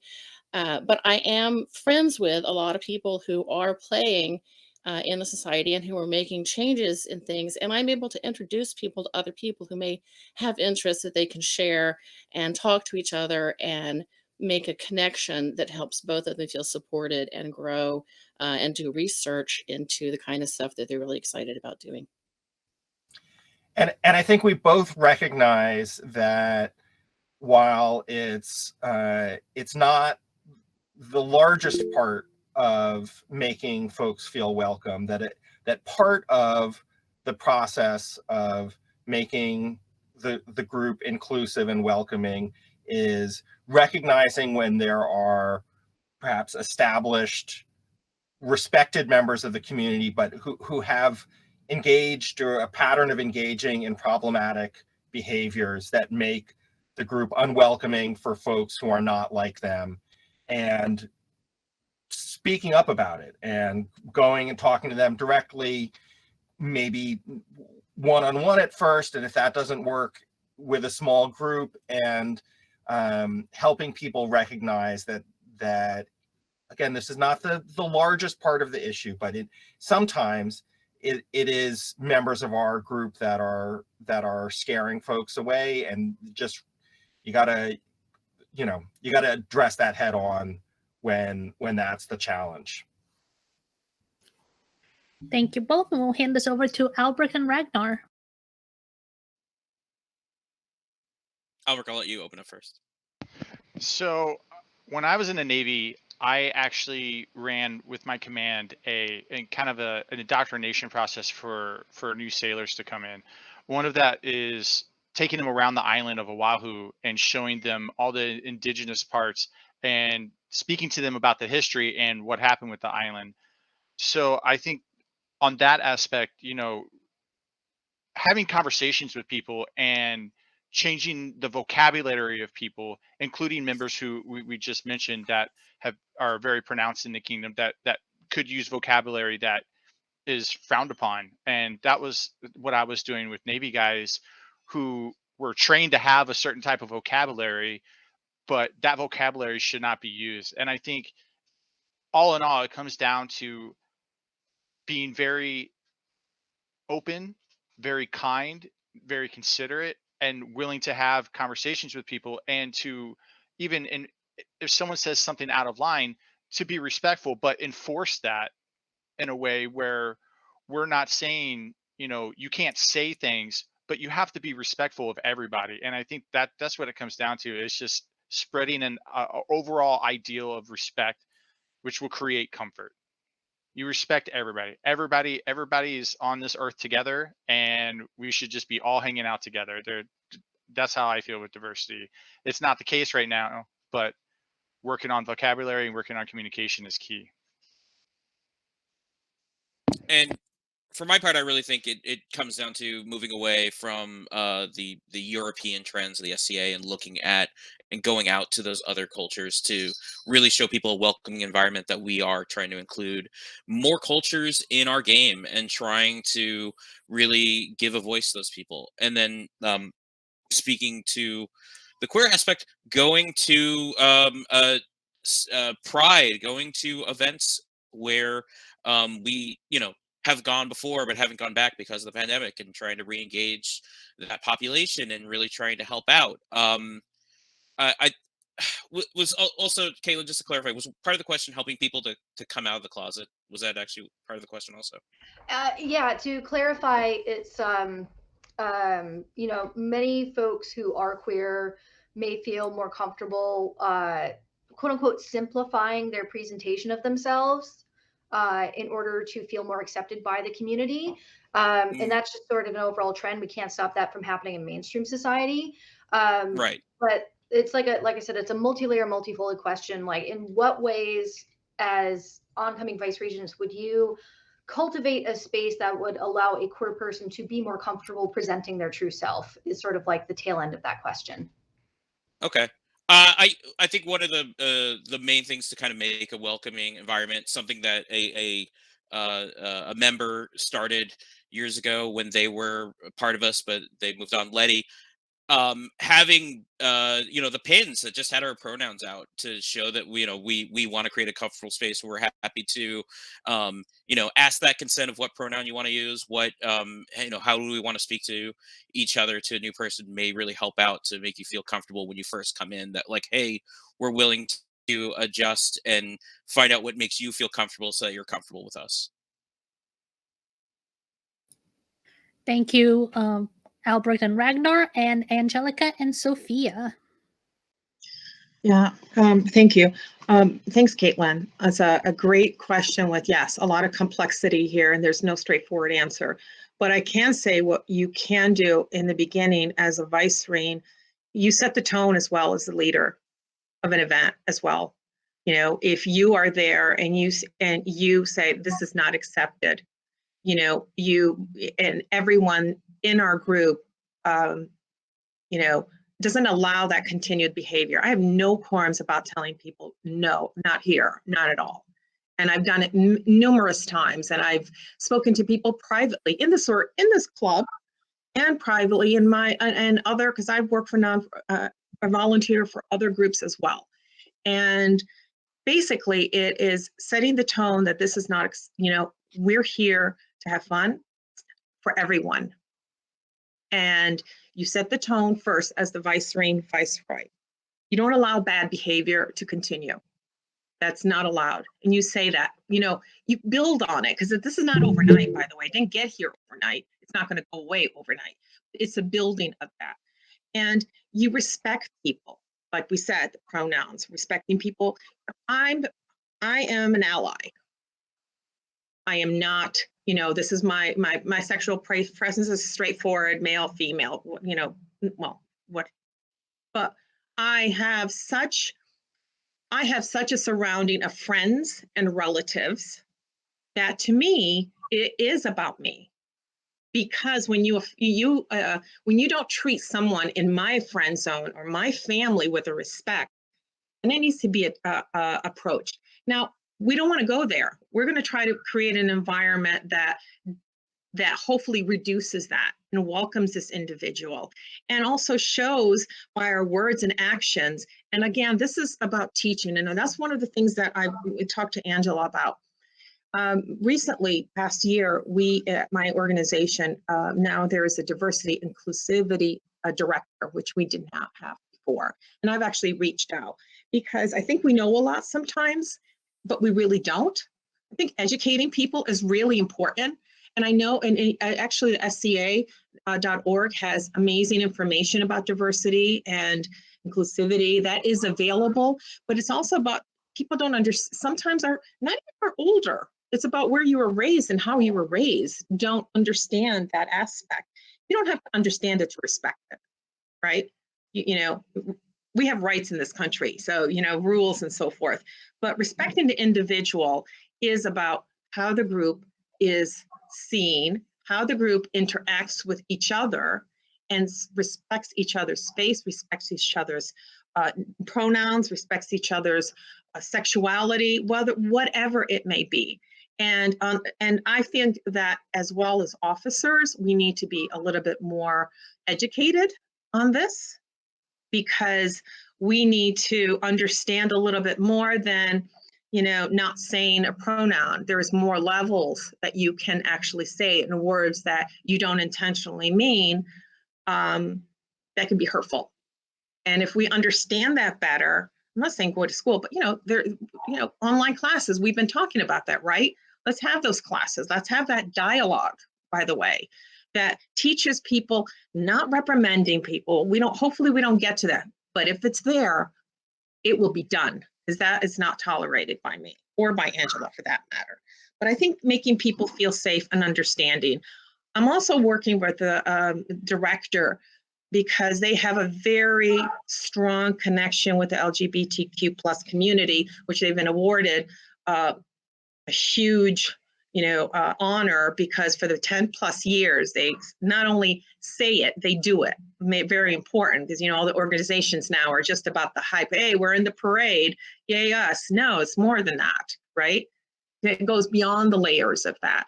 And I'm hoping to connect and see what I can learn. And maybe there's organizations that we also can connect as an organization too, so people and members of their groups can see us too, and maybe find some fun with us and say, okay, they're open. Because, we need a door open, right? To different people, different, whatever it may be, whatever is your choice, whatever color we are, so forth. And I think that is just a little bit about understanding, having patience, respect, valuing other people's beliefs, and that's pretty much it.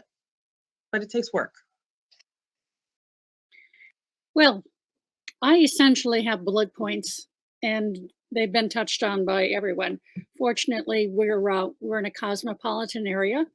We have I think we have a unique population in that living and working with people of diverse backgrounds, we may have greater opportunities, greater life experience so far that will help us stay on top of this, move this forward to ensure that that our members and newcomers and casual people who drop by can see that we encourage acceptance, that we address intolerance, and that we maintain an atmosphere of respect for everyone. Next. Thank you, everyone. So we have, besides Caitlin's raised hand, we also have a handful of pre-submitted questions, and I know we're hoping to have this wrapped up by 9:15. So I'm going to ask all the candidates to be a little bit more succinct, because I know we love to hear your thoughts and ideas and everything. We'd like to hit some more of these if possible. We want to make sure everybody's questions are answered. So we're going to go to 2 pre-submitted questions, and then Caitlin will circle back to you, and then we will see where we're at. So here is a question. In recent years, Ostgardr has struggled with neighboring groups scheduling their events against ours. What ideas do you have that might alleviate this situation? And we're going to go to Ragnar and Albrecht first.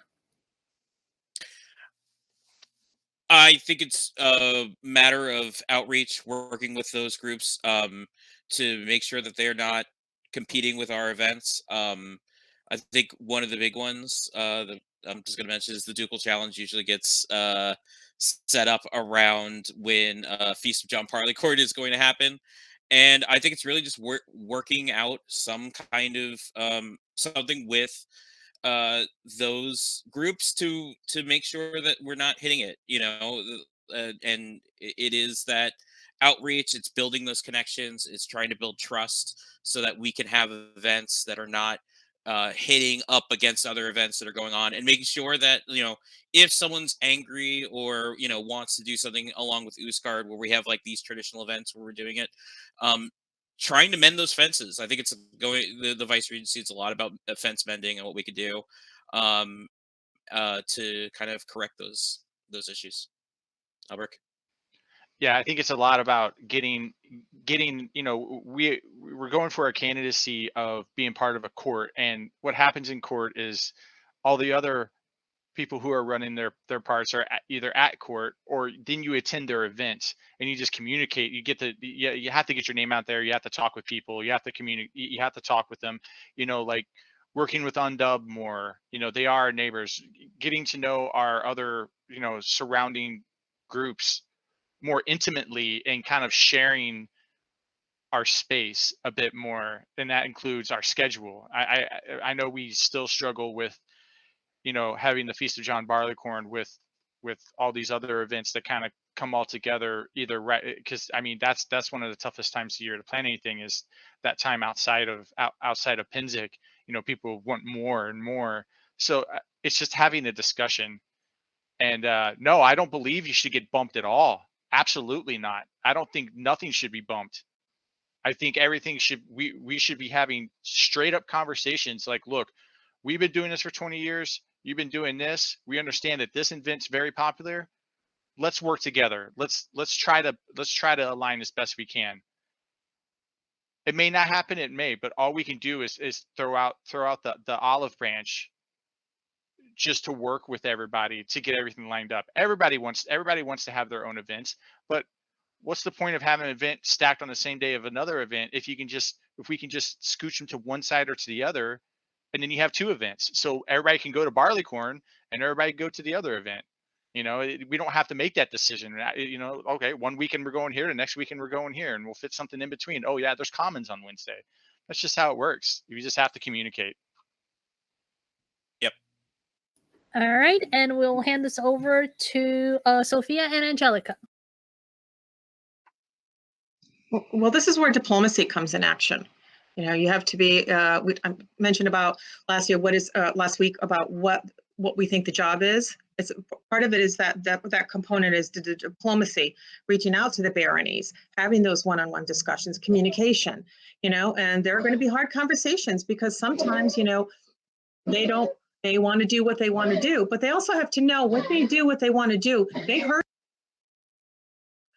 us. Okay. My dog is just, they heard us, and tell them why putting their event on the same day is, would you like it if somebody else? And sometimes you have to kind of talk that way to people. Would you want this to happen to you? Like a child, I hate to say it, but the wording is the similar, correct? Where you say to people, how would you like it if someone did this to you and hurt you in an event? This is an event we've been doing. Can we work together? Let's communicate, and we'll support your event, and if you support our event, and it's not going to always work out, because you have those testosterone moments, individuals who just feel what they need to feel, but at least you did what you could do, and you work hard at it. And that's hopefully, now are we talking also about events in our area? I think we already have that, where we talk about it in our commons meetings. So I think those are really addressed. But with baronies, it really is about diplomacy and having clear communication early on, not 2 months just because we've had this event, unless we have to be understanding of what we're dealing against. 2 months before, we've always held it. That's not how things always work, unfortunately. 6 months down the road before, we have to say, hey, our event's coming up. We're doing it on this day. Let's work together. Thank you. Well, discussing it with the barony that shall not be named is obviously the best way to go about it. It is a particular issue. It is something that I would not mind taking up with the Southern Region Seneschal to if that problem arose again. But yes, scheduling well in advance gives us a head start. Next. Thank you. And Eleanor and Muthuan. So I am of the mind that the most helpful way to keep people from scheduling against us, our neighbors certainly, is to make ourselves indispensable to them as shared event personnel, so that we are supporting their events just as much as we want them to be supporting ours. And that helps with the communication as well, so that we're all talking about when things are coming up and when we can tap on each other's labor pools. In terms of a specific event that's been a bone of contention for some time, having participated in the delicate negotiations to attempt to work on a new date, I feel that we are better served by putting our energies into outcompeting with the joys of our event. We have enough people in this region to have 2 events on the same weekend, and if they absolutely are determined to put themselves up against us, then we just show them what we've got, which is a lot. Mithrin? Yeah, I think while I'd love for there to be a negotiated solution to this one particular case that I think is the substance of this question, because I think by and large we have not run into that issue with most of the calendar for most of the year. There's the 2 events in question are far enough apart that they're not in violation of any East Kingdom law or tradition to hold 2 events on the same date, and short of talking folks out of it, which we can certainly make an effort. I think the idea that there might be 2 events on the same weekend, and that some people will go to one and some people will go to the other, is perfectly reasonable. And some crazy people are going to go to both of them. I've been there. It's painful commuting in the middle of the day from one event across the river to the other. But I think it is possible to have events in our province that draw people even against competition from events elsewhere. And I look forward to having things be so much fun that people shun other neighboring events in favor of our own. A little friendly rivalry. Oh, thank you. And our next from the pre-submitted questions, in regards to the northern parts of Ostgardr, how do the candidates feel about activities occurring in those areas, even without a canton? And we'll go to Sophia and Angelica first. No problem whatsoever. The more the merrier. I don't think we necessarily need a canton to have effective gatherings there. It's the people who matter, not the subunit of the province. It's the people who matter, the people who put it together. And having a canton name on it doesn't matter at all to me. Sophia? I am in 100% agreement on that. And it's about your needs and wants. I mean, Gibbs mentioned about the library. That's a great place to have an event. What do the people want? What do you want? We will support it. I think that has been pretty clear from my perspective, that people want to support everyone's event here in Ostgardr and beyond. It's about communication, about understanding what that need is, what would you like to happen, and how can we make this happen? It's the same thing as if it was with a name on it, because the people are the name, right? The people are what's important and what we want to do there. Go ahead, Angela. You can. And if people decide that they want this, please make sure that you let the southern part of Ostgardr know what's going on and enlist our help. Yeah, I think that's what has come across in this whole conversation is having this communication and having this, we would like to do, and then everyone saying, how can we make that happen? I think that's the goal. Thank you. And Eleanor and Mahuan. So as we've mentioned repeatedly, we'd love to see local activities happening on a regular basis in every part of the Crown Province. I think some of that involves some organizing challenge. You're going to have a local fighter practice. You're going to need a marshal to show up, and that's something that we can encourage, but can't just snap our fingers and magically make happen. I think in the longer term, it makes sense for Canton to be reestablished in that area. It is a large group that is well geographically connected to itself, and we should provide the necessary scaffolding to allow the local community to reestablish a local organization for their own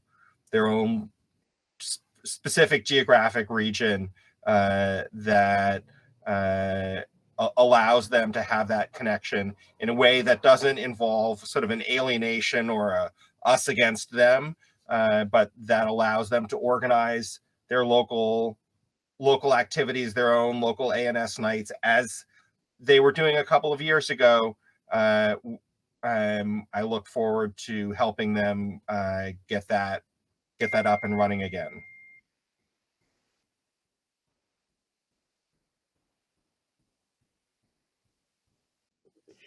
So, specifically, some of the activities that I've been actively working on figuring out how to launch there. Gibbs has mentioned the library a number of times. I think it'd be a great place to work on doing classes, especially as I suspect, they're going to be in the forefront of installing HVAC that's suitable to cope with the conditions that we unfortunately are living under.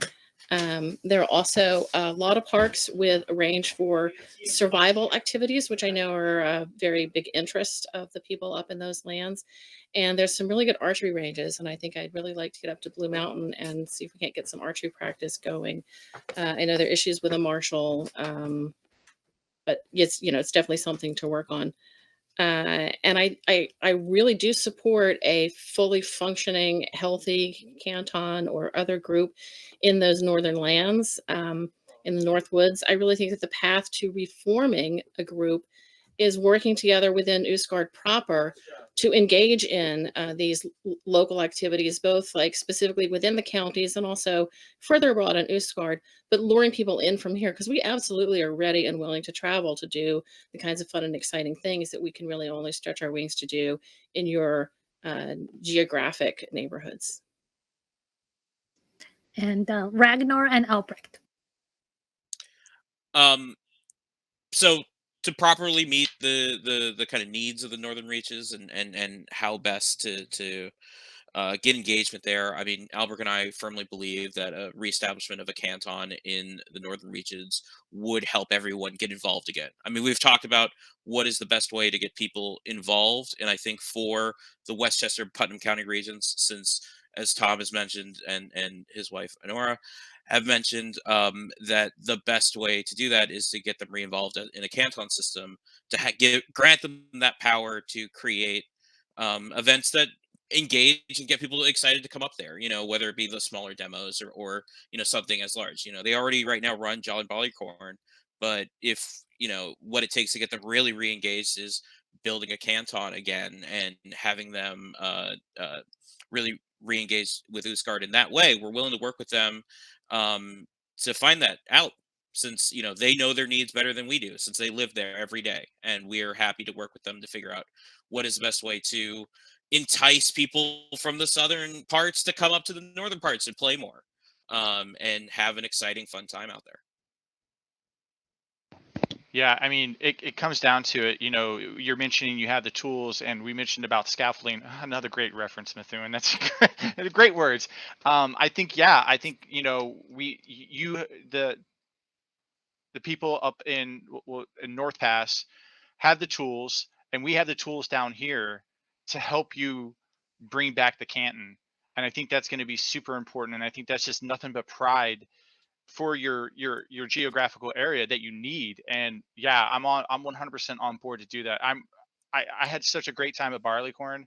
Barleycorn was such a and this was post COVID. It was super great. We'd love to have you guys down here too. And because I mean, to be honest, from what I hear, North Pass people put on a good event, and we're always interested in just talking with y'all and just figuring out how do we take all the knowledge and years of experience you all have and apply it down here, and then pull it all together with, you know, a hybrid format. Let me bring the technology to you, and you give me your experience, and we can make magic. Thank you, everyone. And so we're going to go to Caitlin's question, and then we'll have one more from the list to wrap up with. So, Caitlin? Yeah, and we can skip this if you guys have already answered this before. As potential leaders to the chapter, what is your general philosophy for intentional conflict? And I'm not talking about unintentional conflict, like someone being overly helpful, and good intentional type of work, because the road to hell is paved with good intentions, right? I'm talking more about the kind of behavior that Mahuan touched on earlier being problematic, but also behavior that is cultivated either out of ignorance, out of maliciousness, or out of this preconceived notion of what the dream of the society should be, quote unquote. So I just wanted to hear your philosophies about facing intentional conflict. So I'm just going to chime in here because Caitlin, I do think that this actually came up in our first session. Oh, if it came up in the first session, in a similar light. So just be aware, folks, that session is going to go online. So that answer will be there. So if you have anything to add, because we know it's a hot topic, and I know a lot, we may have a lot to say, but just be aware that, I feel like a lot of it you have already addressed. Yeah, if it was already covered in the previous session, we can skip it over. Not a big deal. But I do want you to hear at least some of it. So I will give, Mahuan and Eleanor will go first. Well, go ahead. Sorry. This is an unintentional conflict. Who will get to go first?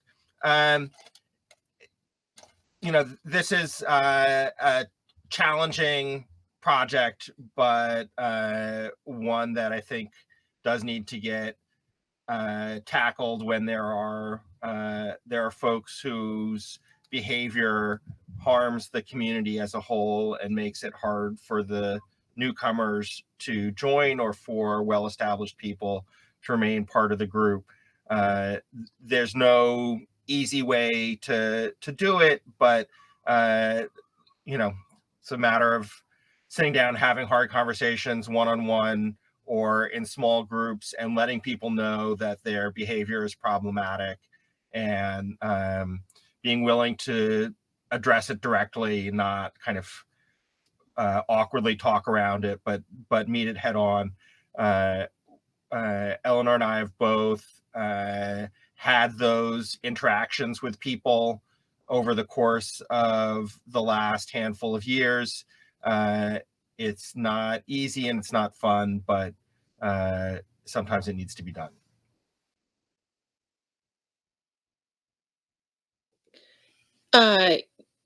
Yeah, I just wanted to, I have an unfortunately large amount of experience with these conversations, beginning in another field entirely, the science fiction and fantasy convention world, which if you're familiar with it, you'll be aware that there have been huge repeated fails of having to have the conversations, not getting the conversation right, and then learning how to have them. So I feel that experience has served me well in terms of the conversations that I have had to have, that I have chosen to have in the SCA, because it's an important conversation, not just for the people who are affected by the behavior, but for the people who are exhibiting the behavior, who we want to retain as part of our group. This is not a scapegoat and drive out someone whose behavior makes us uncomfortable. It really is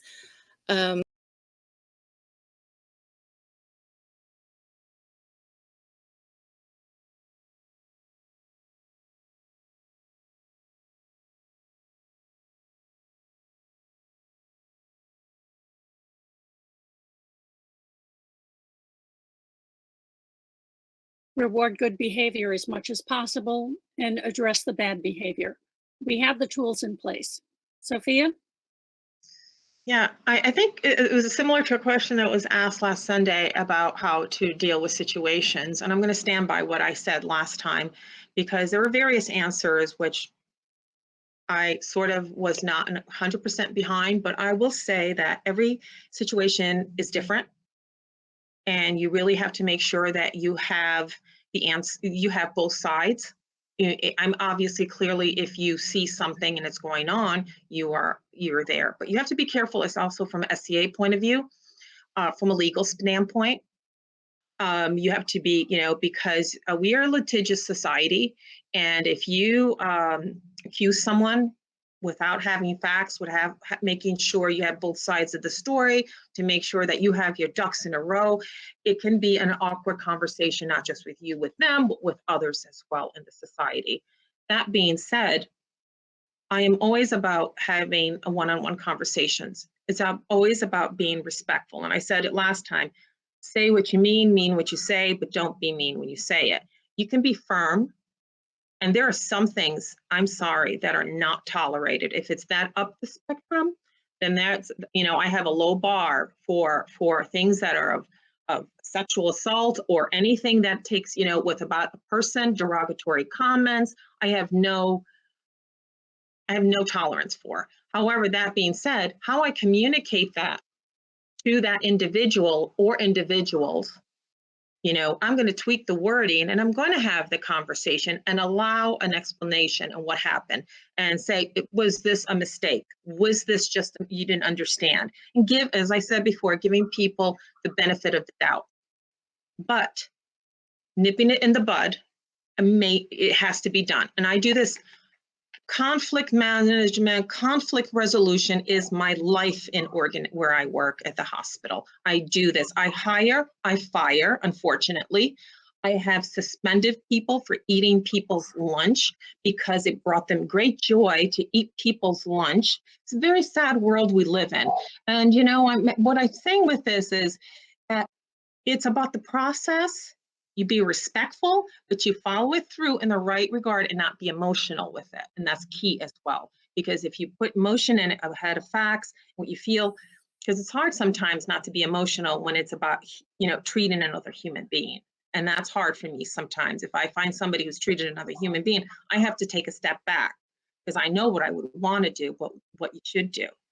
And I think that's what's really important. All right. Thank you, everyone. And I am just going to close this out. I know the question. Oh, okay. So the last question that we kind of came up with was something that I feel is kind of a good part of being the vice regents and stuff like that. It's the awards that you give out. We ourselves created one, of course, under our reign and stuff like that, with the help of many, many people, for the Order of the Sea Urchin, and gave our children's, not children's, our youth champion the title of the Warden of the Fry. Do you have any plans, and do you believe that there's something missing within our award structure?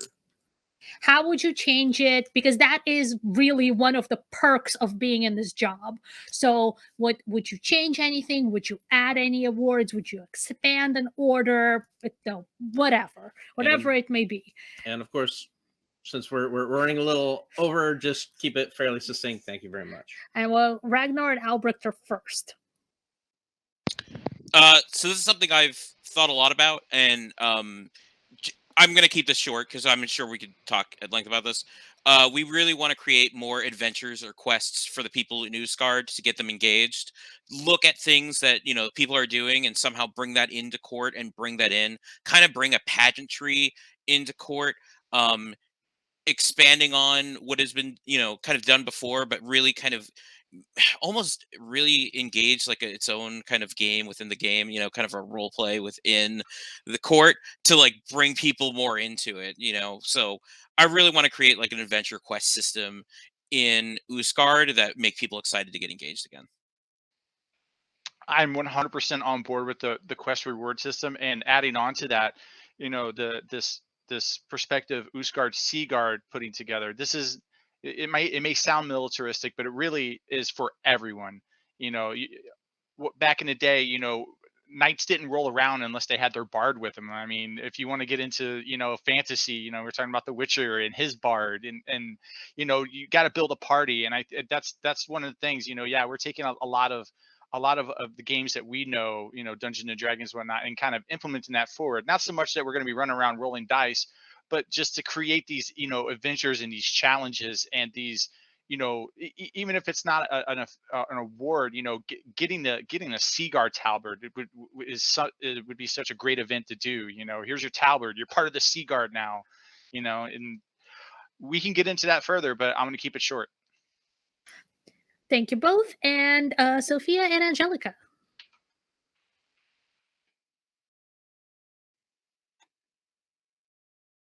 I'm speechless. Let's see.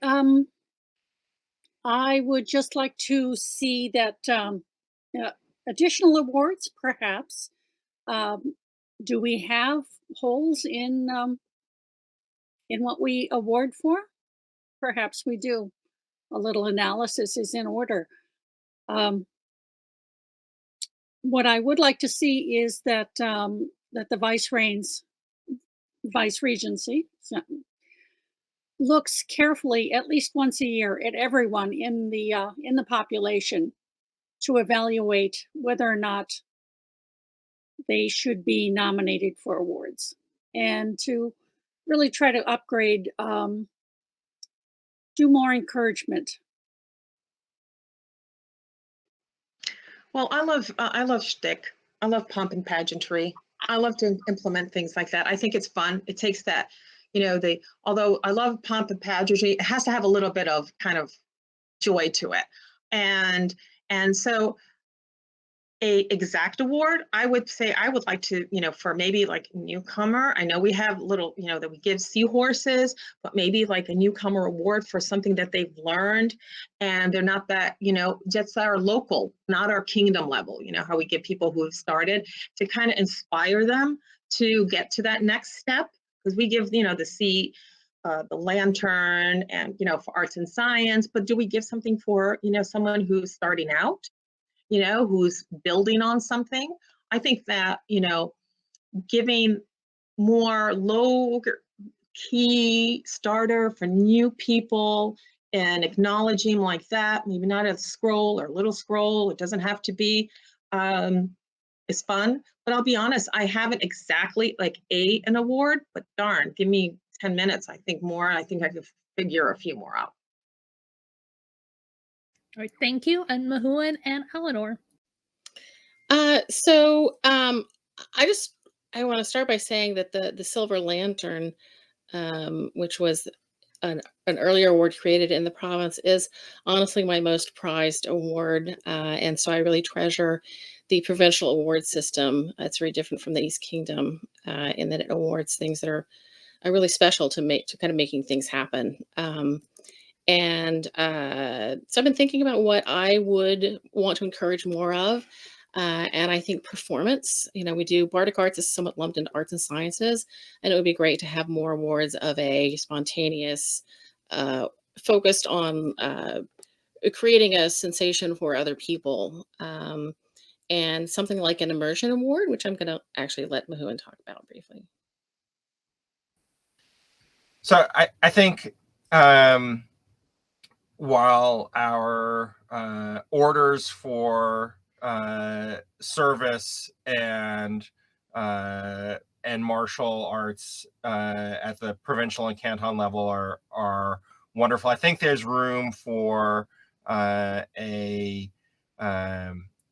for an award that is maybe not an order that would be given for creating a moment where the dream came to life, and that could be running an immersion event, or it could be just creating an amazing moment with your feast table setting, or it could be a performance that transported the audience to a magical land. I think there's room for an award that's not, you've put in 3 years of service, or you've reached a certain level of marshal. It's great that we cover those long-term those long-term investments, but I think there's room for an award that's focused on a magical moment. And I love Sophia's idea for a stepping stone award that's a step above or parallel to the C-Star, but that lets us give a little recognition to folks who are really early on, not yet ready for a major award, but are making the effort and are got their feet on the path, and that we want to encourage. And I think that'd be a nice way of rounding out the collection. All right. So thank you everyone for your input and what you have shared with us tonight. Do you have any closing remarks? I believe that's them. Oh, okay. All right, we will turn this over to everyone one more time for closing remarks. And Mahuan and Eleanor, if you would like to, closing statement. Sure. Well, thank you to everyone who joined us tonight, and anyone who's watching this video after the fact, and putting in the effort to consider the question before you. And thanks to the other candidates who have put forward their own visions for the Crown Province. It's encouraging to see that people take this seriously and want to ensure the success of our branch and of the shared dream. I hope that Eleanor and I have demonstrated the value we bring to the Crown Province, but it's good to know that whoever is selected, Ostgardr will be in good hands. If you have any questions that weren't addressed tonight, or suggestions or concerns that you'd like to see discussed, please don't hesitate to contact us directly, and we look forward to the conclusion of this process. Thank you. And Ragnar and Albert. Is it okay? Eleanor, I am so sorry. Oh my God. Sorry. In fact, my words are directly to the two of you. It's really been an amazing 5.5 years. The two of you are going to be an extremely hard act to follow. You've been a really shining example of what a great vice regent and vice regency can do for the province.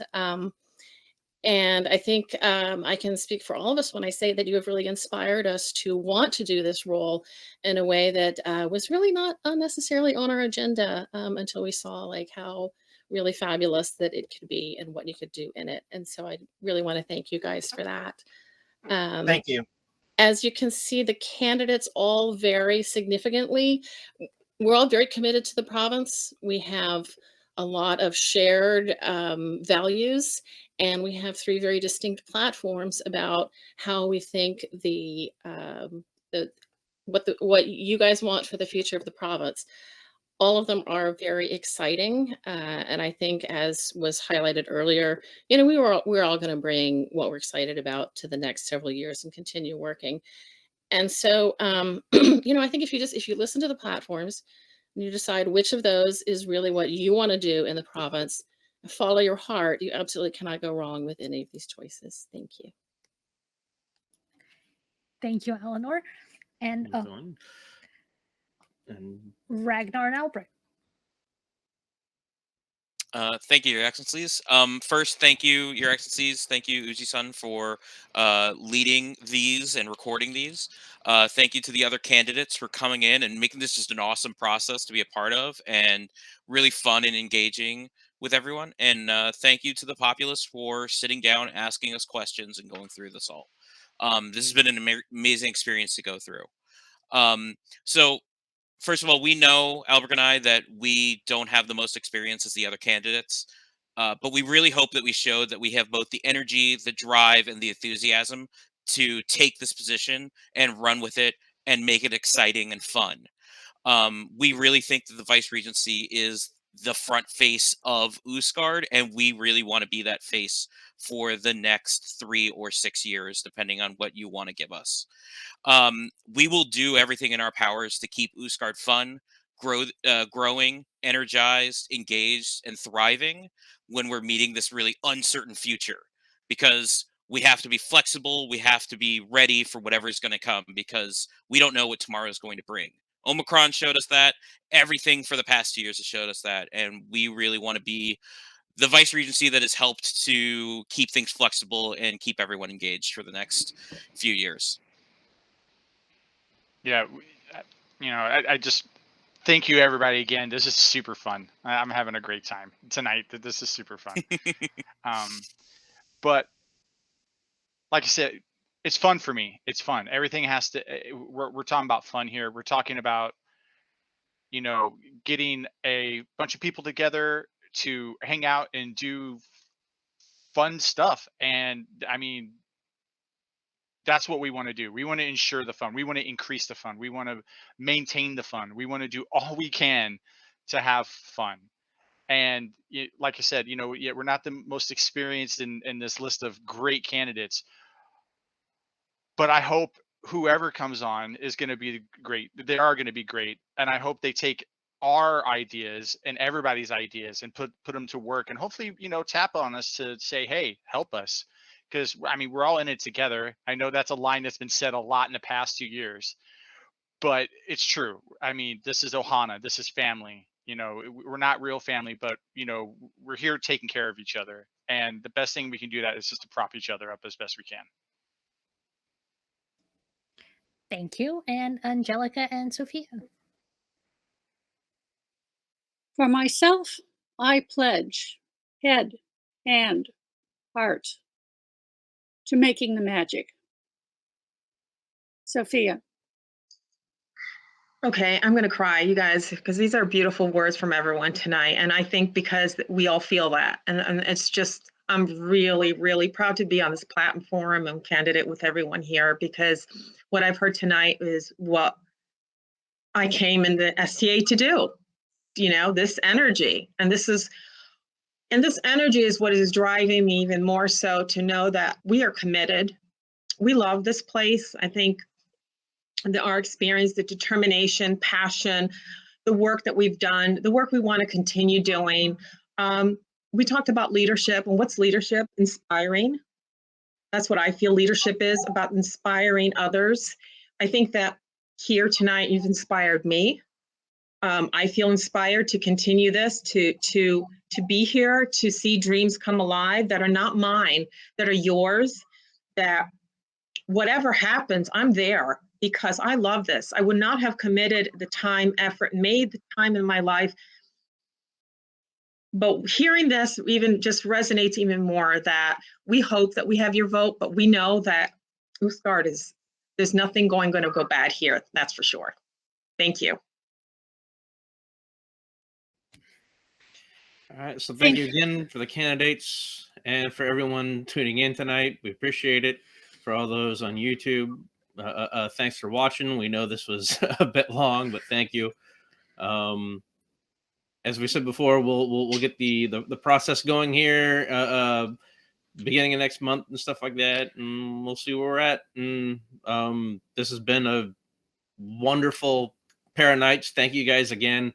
We've got a lot of information out there, and you guys have done a spectacular job, and it's very proud moment for us in the fact that so many of you are wanting to continue on and do so much good for this group.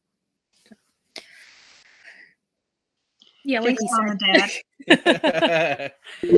Thank you, folks. Ragnar, yeah. I just have one last thing, Your Excellency. Can you remind the YouTube audience to like, comment, and subscribe? That's not a bad idea. Yes. We've been trying Like, to comment, and subscribe to our channel. So we will put this up on YouTube. I think His Excellency got most of this recorded. There may have been a technical difficulty because of Cat. But we have also, so we're gonna work on getting this recording up like as soon as possible. It may go up before the first one, but we also have plans to get the first one.